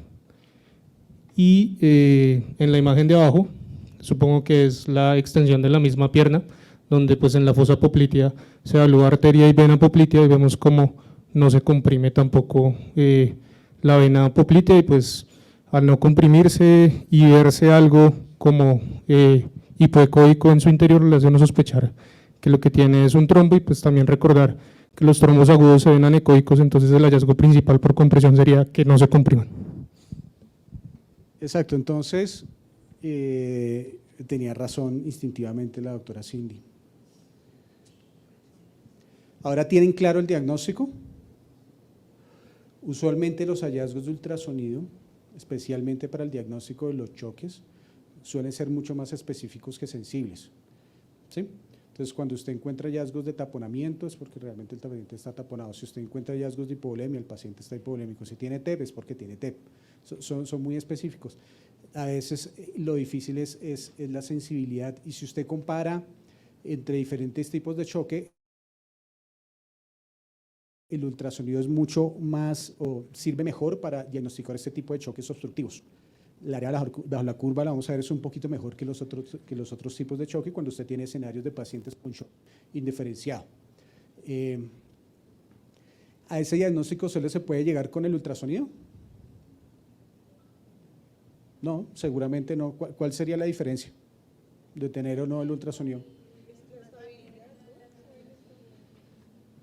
Claro, hay una cantidad de cosas que usted le ahorra, especialmente tiempo, ¿sí? Seguramente alguien lo deja ahí con el soporte, esa cosa, ver los otros pacientes, que queda pendiente el angiotac, y el angiotac se lo hacen por a las 6 de la mañana del otro día, y entonces pues la señora seguramente muchas de las medidas terapéuticas que tenemos que hacer son dependientes del tiempo. Entonces no es la única herramienta, pero sí nos ayuda muchísimo a tomar la decisión. Teniendo en cuenta que la paciente está en choque, ¿qué decisión tomaría en el tratamiento de la paciente? Trombolizarla. La edad tiene varios factores de riesgo que le aumentan el riesgo de sangrado. Pues realmente no tenía ningún factor de riesgo. De abuelita sólida. Sí, realmente sólida. Exacto, el tiempo de paro no fue mucho. ¿Esa decisión solo se basó en los hallazgos del ultrasonido? O sea, si decidimos trombolizarla, solo se tomó la decisión de trombolizar a esta señora, ¿solo es basada por el ultrasonido? Pues no solo, pero sin el ultrasonido no lo hubiéramos hecho. No solo, pero sin el ultrasonido no lo hubiéramos hecho. Claro, el ultrasonido aporta muchísimo, aporta mucho para el diagnóstico rápido de esta paciente y la toma de decisiones de la paciente. Pero es muy importante, y esto no lo tenemos que meter en la cabeza, que el ultrasonido es una herramienta que no se puede tomar de forma aislada. ¿Sí? La toma de decisiones, en este caso, que es apoyada por el ultrasonido, por esas imágenes, ¿sí? O sea, por eso es importante a veces tomar las imágenes y grabarlas. Bueno, no solo puede ser derivada de lo que diga el ultrasonido, porque si no la embarra. ¿Sí? Si ustedes se vuelven ultrasonidólogos solo, pues cuando van a tomar las decisiones van a terminar trombolizando a un paciente de 90 años con dependencia funcional severa y con sangrado en el cerebro, y eso no está bien. O un paciente con un cáncer terminal, con una orden de no reanimación, y usted la reanimó y la terminó trombolizando y terminó con hemorragias digestivas altas. ¿Sí me entienden? Entonces, es muy importante que se integre a la toma de decisiones, no solo basados en los hallazgos de la imagen. ¿Qué otros aspectos se deben tener en cuenta a la hora de iniciar el tratamiento? Pues ya lo dijimos, pues básicamente la historia clínica. Evaluar el riesgo de sangrado, en este caso, evaluar la funcionalidad, y eso lo sabemos de primera mano porque el hijo estaba ahí y nos contaba que la señora realmente era una paciente completamente funcional, que no tiene comorbilidades, que aparentemente no hay algo que nos diga que, por ejemplo, que esté sangrando. Y otra herramienta que no lo incluye ahí, que por ejemplo nos podía servir el ultrasonido, es asegurarnos que no tenga sangrados por algún otro lado, que no tenga sangrado intraabdominal, por ejemplo, o que no tenga una lesión en el cerebro. Y el desenlace finalmente pues se realiza la trombolisis en urgencias, y después de 11 días la señora salió sin ningún déficit neurológico. Aquí les quiero mostrar los hallazgos positivos de la tomografía que se le hicieron en la noche. Por acá se ve una ramita lobar con un trombo, por acá se ve otro trombo de la paciente. Esto es para confirmar que la paciente tenía realmente dilatación del ventrículo derecho, y esta es la tomografía de la señora. Obviamente no puedo poner todas las imágenes, pero pues en principio la señora no tuvo un sangrado que le impidiera eso. Cosas rápidas que le quiero decir, los hallazgos, hay muchas cosas que le hacen pensar a uno que tiene un TEP. Estos hallazgos de la dilatación del ventrículo derecho es el signo más sensible, pero no es el más específico. Cualquier cosa le puede a uno dilatar un ventrículo derecho. Incluso si usted tiene un paciente que hace paro, por el solo hecho que el corazón se detiene, hay dilatación del ventrículo derecho, y hay unos estudios especialmente en animales que demuestra eso. O sea, que si usted tiene un paciente en paro y solo ve la dilatación del ventrículo derecho, eso no es igual a trombolisis. Bueno, y hay otros signos que son mucho más específicos, como el caso del McConnell, o otros signos como el signo del 60-60, y el más específico de todos, ¿alguien sabe cuál es? En ecocardiografía. ¿Qué se les ocurre? Eso, que usted vea el trombito. Eso tiene un LR que tiende hacia el infinito. Y obviamente la compresión de los vasos profundos, pues también le aumenta a usted mucho la probabilidad que el paciente tenga un tromboembolismo pulmonar. Hay otros hallazgos de función ventricular derecha que tampoco son específicos de TEP, son más bien sensibles, pero hay que tener en cuenta algunos errores, y es que hay pacientes que hacen dilatación del ventrículo derecho, por ejemplo, un paciente con SRA o que tiene foramen alveolar permeable, o como les decía, los pacientes que tienen paro. Ay, me volví, perdón. En cuanto al diagnóstico del choque, sí, hay metaanálisis, que no está tan bien hecho, pues una muy buena sensibilidad y sobre todo especificidad y área bajo la curva, especialmente los pacientes con choque obstructivo. Este es otro que dice exactamente lo mismo, pero en paro hacer diagnóstico diferencial es mucho más difícil, y este es un metaanálisis del año pasado, donde incluyeron 2 estudios y al final no pudieron hacer ningún análisis porque todos los estudios tienen muchos sesgos, entonces no pudieron dar una conclusión. Solo un estudio muy antiguo, pues ya ni tan antiguo, en 1997, con eco transesofágico pudieron hacer toda la tabla de contingencia y ver cuál es la sensibilidad y especificidad, y en ese caso encontraron que los hallazgos eran más sensibles que específicos. ¿Cuándo hacer el ultrasonido? Entre más rápido lo haga usted, mejor. Tiene mayor probabilidad que quede con el chiste del paciente. Si se demora en hacerlo, es probablemente que el paciente va a tener más probabilidad de que se equivoque en el diagnóstico. Sí cambian el tratamiento, hay varios estudios que lo hacen, y en este caso, por ejemplo, el cambio de toma de decisiones de los pacientes fue en este grupo pequeño prospectivo de 60 pacientes, en 47%, los hallazgos del ultrasonido cambiaron la decisión de lo que usted va a hacer en el paciente. ¿Y qué pasa? Y en cuanto a los desenlaces, esto sí también es muy controversial, porque encontrar hallazgos positivos en cuanto a desenlaces es mucho más difícil, especialmente si usted estudia pacientes en paro. Estos en pacientes en choque, y al parecer en este caso, en este estudio que era muy chiquito, sí había aumento de la sobrevida cuando usted utilizaba el ultrasonido. Sin embargo, en otros estudios no es así. En este caso, cuando comparan pacientes con ultrasonido que tienen actividad eléctrica cardíaca, se les hizo el ultrasonido durante el paro, no tenían actividad eléctrica cardíaca y se les hizo ultrasonido en el paro, comparado con los que no se les hizo el ultrasonido, estos pacientes tenían mayor retorno a la circulación espontánea, se les hizo más intervenciones como intubarlos más y mayor soporte, mayor cantidad de epinefrina. Y en cuanto a los desenlaces, como les decía, en este caso hubo mayor retorno a la circulación espontánea, mayor sobrevida al alta, pero, al ingreso hospitalario, pero no, la sobrevida al alta es casi similar comparado a los pacientes que se les hizo ultrasonido con los respectos que no. Usted dirá, pero es que usted hace ultrasonido, usted siempre pone los análisis positivos, pero resulta que no, también hay cosas malas con el ultrasonido. ¿Qué se les ocurre que puede ser malo en hacerle el ultrasonido a un paciente que está en paro? Ese es el principal problema, y hay muchos estudios, no mentiras, no hay muchos, la mayoría de los estudios son experimentales, entonces cogen muñequitos y alguien experto reanimando muñequitos, ponen a medir y le dicen, si usted usa ultrasonido, usted va a hacer mayor cantidad de pausas. Y sabemos que las pausas en la reanimación están directamente ligadas a algunos desenlaces en reanimación, como retorno a la circulación espontánea y sobrevida. Entonces eso es malo. ¿Hay alguna otra cosa mala con hacer el ultrasonido a un poco de gente en urgencias? Salto en otro, y salto en otro, y salto en otro, y salto en otro, y salto en otro, y salto en otro, y salto en otro. Y eso. Usted le está pasando el Acinetobacter a un poco de gente. Entonces tengan mucho cuidado, porque eso es un fomite y eso es un riesgo, incluso con serias dudas de utilizar el ultrasonido a la hora de pasar catéter venoso central. Claro, si usted no entrena bien a la persona para que cumpla todo el protocolo de abscesia antisepsia, puede ser peligroso. Y en este caso, la duración promedio de las pausas cuando se usa el ultrasonido fue mayor que cuando no se usa el ultrasonido, aunque la cantidad de pausas prolongadas entre los dos grupos fue exactamente lo mismo. Y ya está. Entonces, mensajes. En algunos casos, el ultrasonido a la cabecera del paciente puede apoyar los diagnósticos y las decisiones clínicas en los pacientes críticos. Las decisiones clínicas no se deben tomar solamente basadas en los hallazgos tanto positivos y negativos del ultrasonido, o sea, hay que tener en cuenta todo lo que tiene el paciente.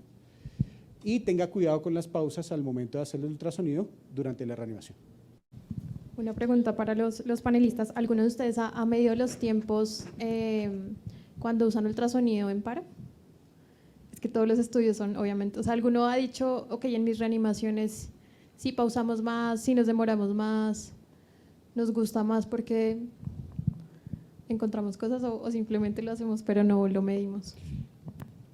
Bueno, pues la verdad, en mi caso, no, y es que es bastante complejo, ¿no? Porque pues a menos que tú te pongas a hacer como un estudio o te plantees desde un inicio hacer como un estudio prospectivo que voy a mirar cómo es mis tiempos de pausas intraparo por ultrasonido, pues es poco probable que lo vayas a hacer. Entonces, pues por lo menos en mi caso, no. Nosotros no lo medíamos, pero hacíamos una cosa interesante en aquella época, y era que cuando íbamos a terminar las compresiones, ya estaba colocado el transductor. Si el corazón no se movía, no tomábamos pulso, sino seguíamos. Entonces nos servía para ahorrar tiempo, ¿sí? Eso uno. Dos, ojo con el estudio que muestra que se aumenta el tiempo. En ese estudio no dice que se murieron más. Son unas relaciones indirectas que pueden ser o pueden no ser. Porque si resulta que yo me demoro más, pero hallo la causa y la trato de corregir, ¿le va mal o le va bien o le va mal? No lo sé, ¿sí?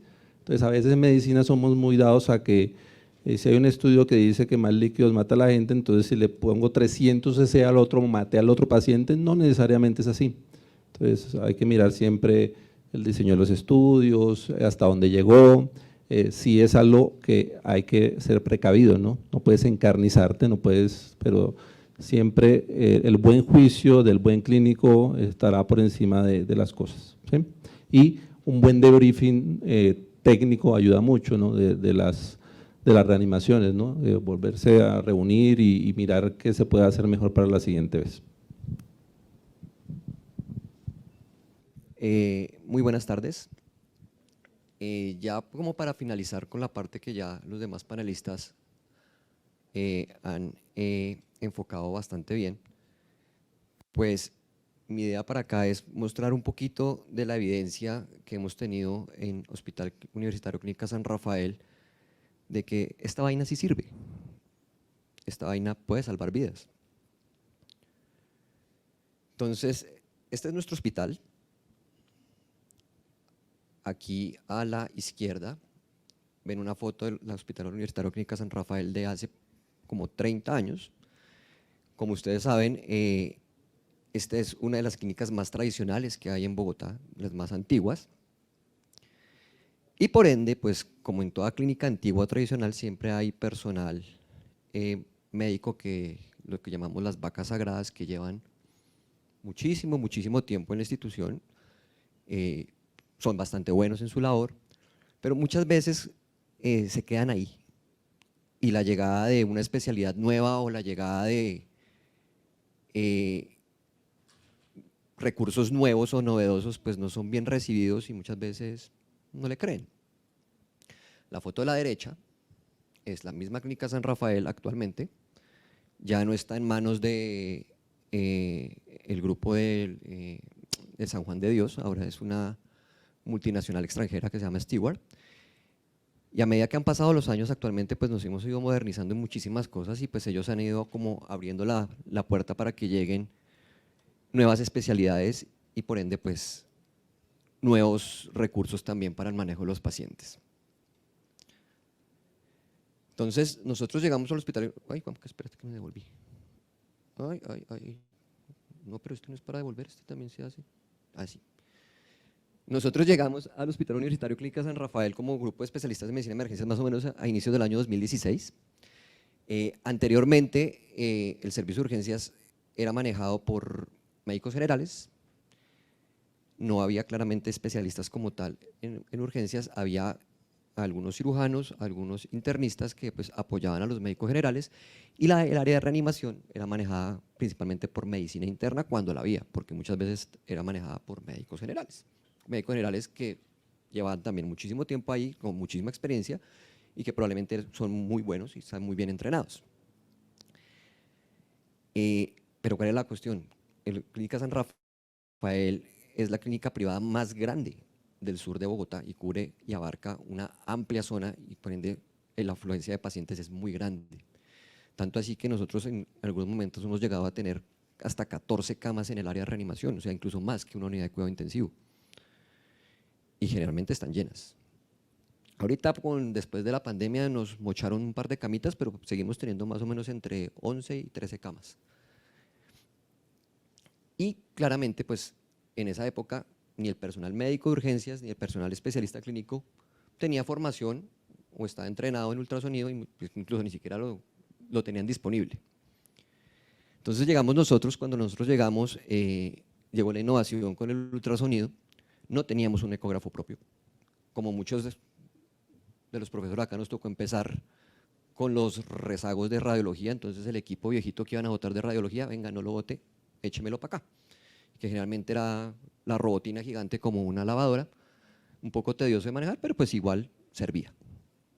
A medida que fue pasando el tiempo, pues logramos adquirir nuestro propio ecógrafo y de ahí pues pudimos empezar a desarrollar más el uso del ultrasonido en el servicio de urgencias. Pero ¿qué pasó? Cuando nosotros llegamos, un choque terrible con las especialidades tradicionales, principalmente los cirujanos generales, los de cuidado intensivo, los cardiovasculares y los de cirugía vascular periférica e incluso hemodinamia. ¿Y qué pasaba? Pues uno hacía las cosas por ecografía, le decía, venga, profe, encontré esta cosa y yo no le creo. Entonces el típico con el cirujano, mire, esto tiene un neumotórax, estamos completamente seguros, tiene un derrame pleural, tiene un hemoneumotórax, póngale un tubo. No, yo me espero la radiografía o yo me espero la radiografía control en 6 horas y así. Pero a medida que fue pasando el tiempo nos empezaron a creer. Todavía hay ciertos roces ahí con ciertos compadres, pero en general nos ha ido muy bien. Tanto así que se ha modificado el manejo del paciente crítico en el Hospital Universitario Clínica San Rafael. Por ejemplo, hemodinamia es una de las especialidades que va casi de la mano con nosotros, que inicialmente claramente no nos creían, pero a pesar de que fue pasando el tiempo y además que la mayoría de los especialistas hemodinamistas son personas un poco complicadas, confían más en nosotros. Incluso teniendo la unidad de cuidado intensivo coronario a 2 metros de la sala de hemodinamia, si hay un código azul en hemodinamia, prefieren llamarnos a nosotros que al intensivista. Lo mismo en piso, incluso en piso en las unidades de cuidado intensivo, si tienen alguna duda, algún problema y creen que les podemos apoyar con ultrasonido, nos mandan a llamar. Entonces, gracias a Dios, con la evidencia que hemos mostrado, pues hemos ido evolucionando y mejorando las cosas.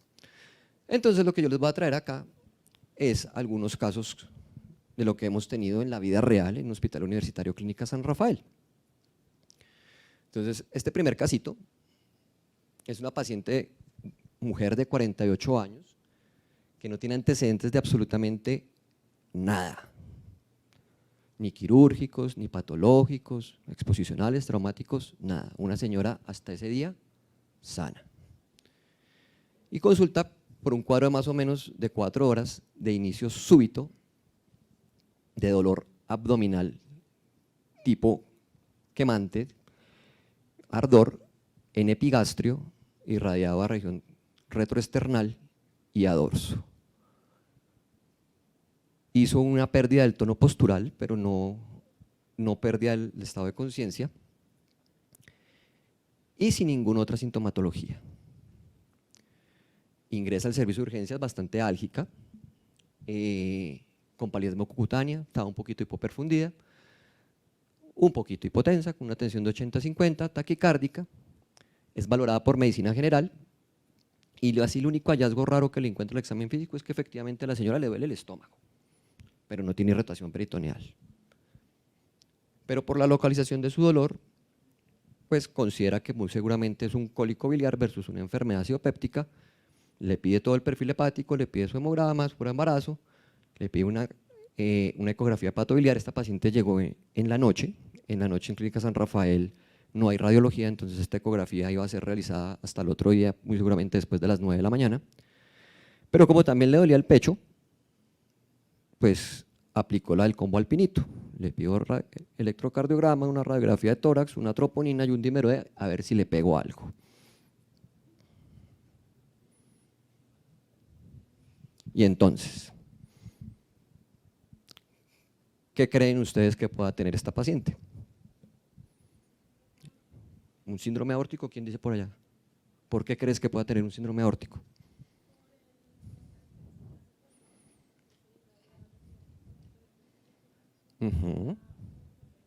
Sí.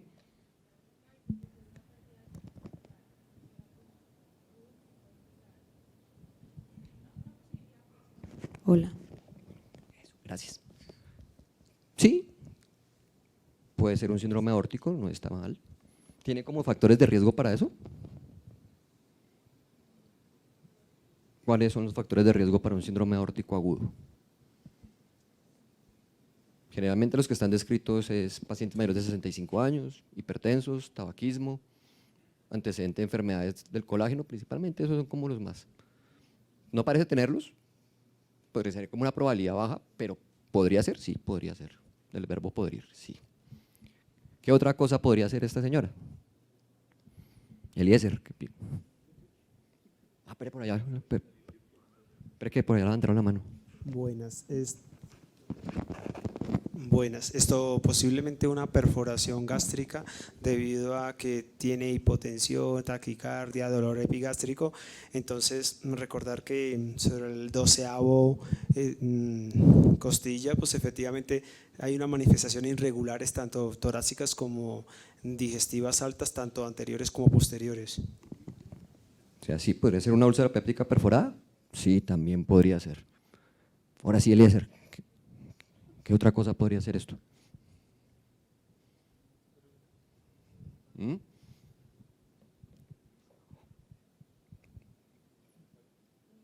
¿Un infarto? Sí, no tiene factor de riesgo, pero podría ser.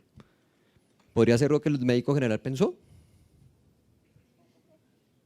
¿Una enfermedad acidopéptica normalita, así nomás, o una enfermedad o un síndrome biliar?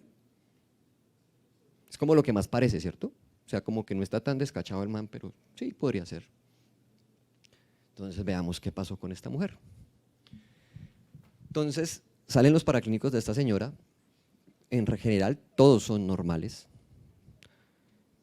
Tiene un electro normal, una radiografía normal, no tiene una cámara de nemoperitoneo como para pensar en una úlcera péptica perforada, tiene una preembarazo negativa, el perfil hepático es completamente normal, no tiene leucocitosis, no tiene neutrofilia, tiene un electrocardiograma normal y una troponina negativa, pero como le pidieron el combo alpinito, incluido un dímero D en 5.670. Y la señora seguía mala con bastante dolor. La tensión no mejoraba mucho, pero seguía mala. ¿Pero qué pasó?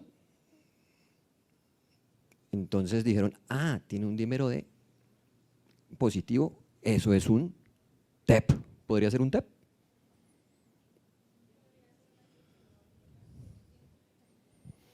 No es como la clínica de un TEP, ¿sí? Entonces es como que poco probable. Y eso es un problema grande muchas veces, y creo que todos lo hemos pasado en nuestros servicios de urgencias. Y es porque la gente se mete en la cabeza que un dímero D elevado siempre es igual a un TEP. Y entonces es lo mismo, la misma receta de cocina. Entonces si tiene un dímero D elevado, entonces le pido un angiotac protocolo TEP. ¿Podría ser una isquemia mesentérica? Sí, también. Esto ya fue en la mañana del día siguiente cuando la paciente llegó. Efectivamente la paciente seguía muy álgica. Y cuando pasamos la revista médica, pues nos comentaron el paciente y nos pareció como curioso, porque incluso no le habían tomado la ecografía y como tenía el perfil hepático normal, pues habían dicho, no, pues venga, mandémosla para la casa, eso es una enfermedad acidopéptica y ya. Le iban a dar salida a la señora. Entonces nosotros dijimos, no, espera un momentico, aquí puede haber algo raro, mejor echémosle una mirada con el ecógrafo. Y entonces, ahí, sin verla, sin ponerle el video todavía el play.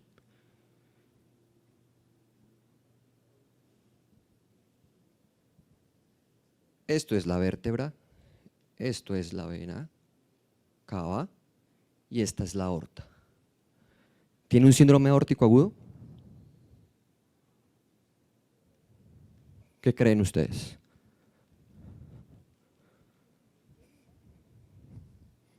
Jorge, ¿qué cree usted? ¿Se ve qué? Se ve grande la cava. ¿Cuál es el primer signo que uno busca cuando va a mirar un abdomen para mirar si tiene un síndrome aórtico agudo o no? ¿Qué es lo primero que uno va a mirar? El diámetro de la aorta. ¿Esta aorta está grande? Entonces sí, uno generalmente va a buscar el diámetro de la aorta porque si la encuentra más grande que la vértebra, pues algo le pasó a esa aorta. Pero esta aorta es normal, es bien chiquitica. Si yo me quedo con esto, probablemente digo, no, pues nada, o sea, ese dímero se elevó por otra vaina, por aquí no fue la vuelta. Entonces, estamos un poquito colgados de tiempo mientras que nos cambian esto, pero efectivamente, entonces de entrada yo no pensaría que tiene un síndrome aórtico agudo, tiene una aorta de tamaño normal.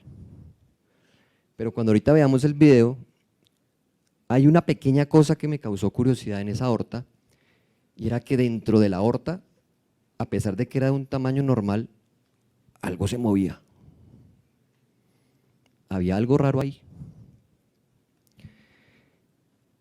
Y efectivamente, al mirarla con más detenimiento y al hacerle un eje longitudinal, Pues, oh sorpresa, sí tenía un síndrome aórtico agudo. Tenía una disección aórtica con una aorta de diámetro normal y la íbamos a mandar para la casa. Y no solo ahí, acuérdense que la señora tenía dolor tóraco-abdominal. Pues adivinen qué, estaba disecada desde las ilíacas hasta las carótidas. 48 años sin antecedentes de nada. Entonces, claramente, pues lo que hicimos ahí fue confirmar el diagnóstico, igual pues llamamos a cirugía vascular periférica para generar el paciente. No estaba inestable en ese momento, entonces, sí, lo que hicimos fue llamar a cirugía vascular periférica, pues claramente la paciente pues no estaba sangrando activamente, no estaba inestable todavía, entonces no era necesario llevarla a una corrección abierta, entonces nos dio tiempo de hacerle un angio-TAC confirmatorio que nos confirmó que tenía pues la disección extensa y pues fue llevada a una reparación exitosa. Entonces, probablemente si no hubiéramos tenido el ultrasonido en ese momento, esta paciente se hubiera ido para su casa y seguramente hubiera fallecido en su casa y nadie se hubiera dado cuenta, cosa que probablemente no se hubiera podido hacer hace más de 7 años cuando no había ultrasonido y no había emergenciólogos. Aquí vemos el flap de disección. Siguiente. Espérate, yo la puedo pasar. Aquí, nuevamente en un eje transversal, vemos el flap de disección. Ahí en otro eje longitudinal, nuevamente el flap de disección. Y miren, por todo el trayecto de la aorta, nunca, jamás estuvo dilatada. Ahí nuevamente un flap de disección. Y ahí la última, creo que esta es la última de ahí, también vemos el flap de disección. Listo. Rápidamente, caso 2. Esta mujer tiene 53 años, traía por familiares que son pésimos informantes, no tienen ni idea de lo que la señora tiene de antecedentes, lo único que nos refieren es que desde hace como más o menos unas 3 semanas la señora viene teniendo accesos de tos y que por eso le están descartando una posible neoplasia pulmonar, pero no tenemos más antecedente de nada. Y que hace un día empezó a dolerle una piernita y la tenía hinchada. La paciente llega en pésimo estado general, hipoperfundida, no marcaba tensión arterial, taquicárdica, saturaba 50 con una máscara de no reinhalación, en franca falla ventilatoria, por la cual pues la trasladamos de una vez a sala de reanimación, procedemos a intubarla, aseguramos la vía aérea y nos hacemos la misma pregunta que se hicieron todos: ¿qué le pasó a esta señora? La señora todavía no ha hecho paro, pero ¿cómo fue el problema? Pues cuando funcionaba el video, un eje succifoideo, vemos dilatación de las cavidades derechas, tanto aurícula como ventrículo, era un corazón hiperddinámico. Ay, mire, ahora sí funcionó. Ahora sí funcionó. Entonces, ¿cómo lo ven? Dilatado, dilatado, hiperdinámico. El mismo signo que nos describió Gerardo muy bien ahorita en su presentación, movimiento paradójico del septum. Este fue un intento de una apical 4 cámaras, pero era un poco complejo, no tenía una muy buena ventana en la paciente, pero igual se alcanza un poquito a ver ahí que tiene una importante diferencia entre las cavidades derechas con las izquierdas. Igual, una vena cava inferior, pletórica, no colapsable, y entonces dijimos, miércoles, puede ser un TEP, pero ¿qué hacemos?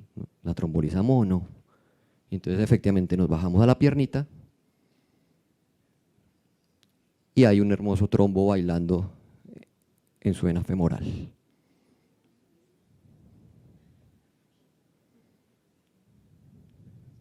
Este es un eje longitudinal, entonces lo ven ahí adherido a la pared. ¿Qué hicimos? La trombolizamos y con eso se estabilizó más. Pero tuvimos la duda de que la enfermedad estaba tan mala que probablemente iba a requerir una trombectomía mecánica. Llamamos a cirugía vascular. Cirugía vascular llegó y dijo, no, yo no creo que sea un TEP. Yo creo que hizo paro por otra vaina y lo que toca es anticoagularla nomás por la TBP. Le tomamos el angio-TAC que efectivamente tenía un TEP. y desafortunadamente la paciente falleció en horas de la noche. Nuestro tercer caso, una mujer de 67 años en su 9º día de hospitalización. Esta paciente ingresó por un síncope y un dolor torácico de características anginosas. Inicialmente se enfocó y se consideró que tenía un infarto sin elevación del ST, fue llevada a hemodinamia. Después del procedimiento de hemodinamia, la paciente hace una actividad eléctrica sin pulso súbita, hace paro, la reanimamos 3 minutos, sale. En hemodinamia encuentra coronarias sanas y considera que el síncope y el evento coronario fue por un vasoespasmo y pues se deja en hospitalización pues para continuar su estudio. La paciente sale de reanimación, va a la UCI, dura unos días en la UCI, pero resulta que a los pocos días, incluso al siguiente día, la señora se empieza a quejar de que le duele el sitio de punción del cateterismo y tiene una equimosis importante. Y empieza a anemizarse. La señora llegó con hemoglobina de 16, a las 24 horas tenía 12, a las 48 horas tenía 7. En su servicio tratante, pues lo que hicieron fue empezar a transfundirla, no más. 3 días antes le toman un Doppler arteriovenoso que dice que tiene una TBP y le inician anticoagulación plena y la siguen transfundiendo, no más. Y la pasan a piso, sale de la UCI para piso. Cuando sale de la UCI para piso, a la mañana siguiente, el internista que la recibe la encuentra con alteración de estado de conciencia, con un Glasgow de 7, hipotensa, hipoperfundida, y no la baja a reanimación porque no había cama en UCI. Lo primero que preguntamos, ¿qué es? ¿Qué creen ustedes que fue lo primero que preguntamos?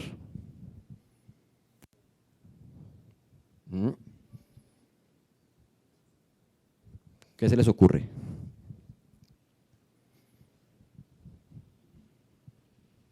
Jamoncito, ¿qué es lo que se le ocurre? ¿Qué creen que puede haber tenido? ¿Qué es lo más lógico que ustedes pensarían?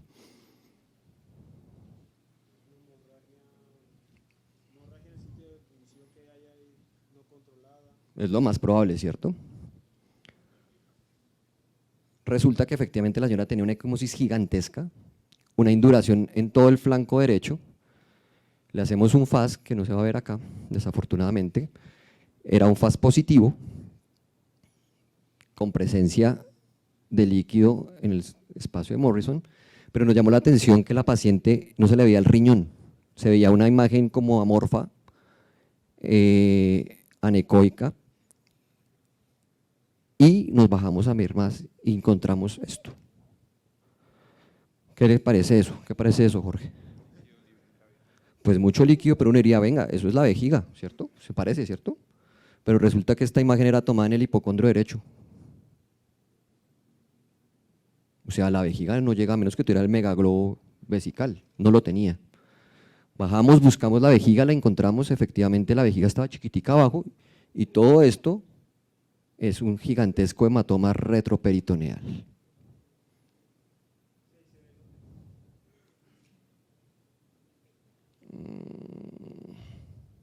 Mírenlo ahí.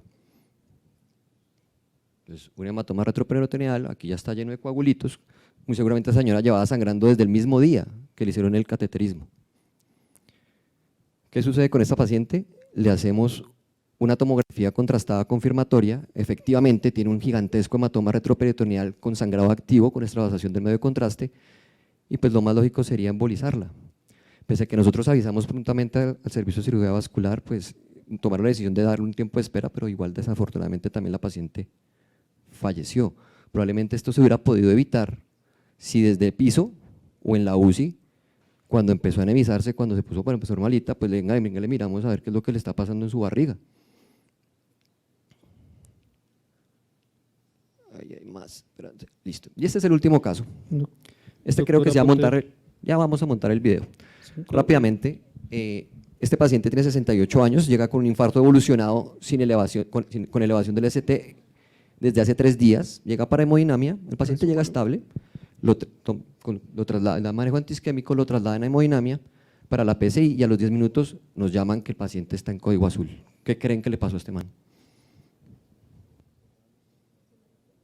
¿Qué pasó? ¿Usted sabe? ¿Qué pasó? Entonces pueden haber pasado muchas vainas. En el cateterismo hizo un vasoespasmo, hizo paro, lo perforaron, 1000 cosas le pudo haber pasado a este hombre. Y efectivamente, si el man sí estaba en paro.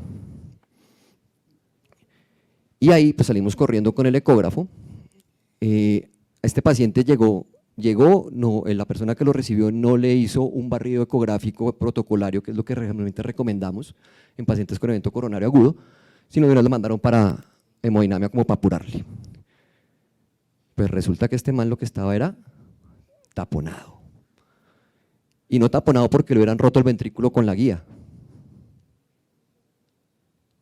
¿No carga el video, ese video? Mira ahí.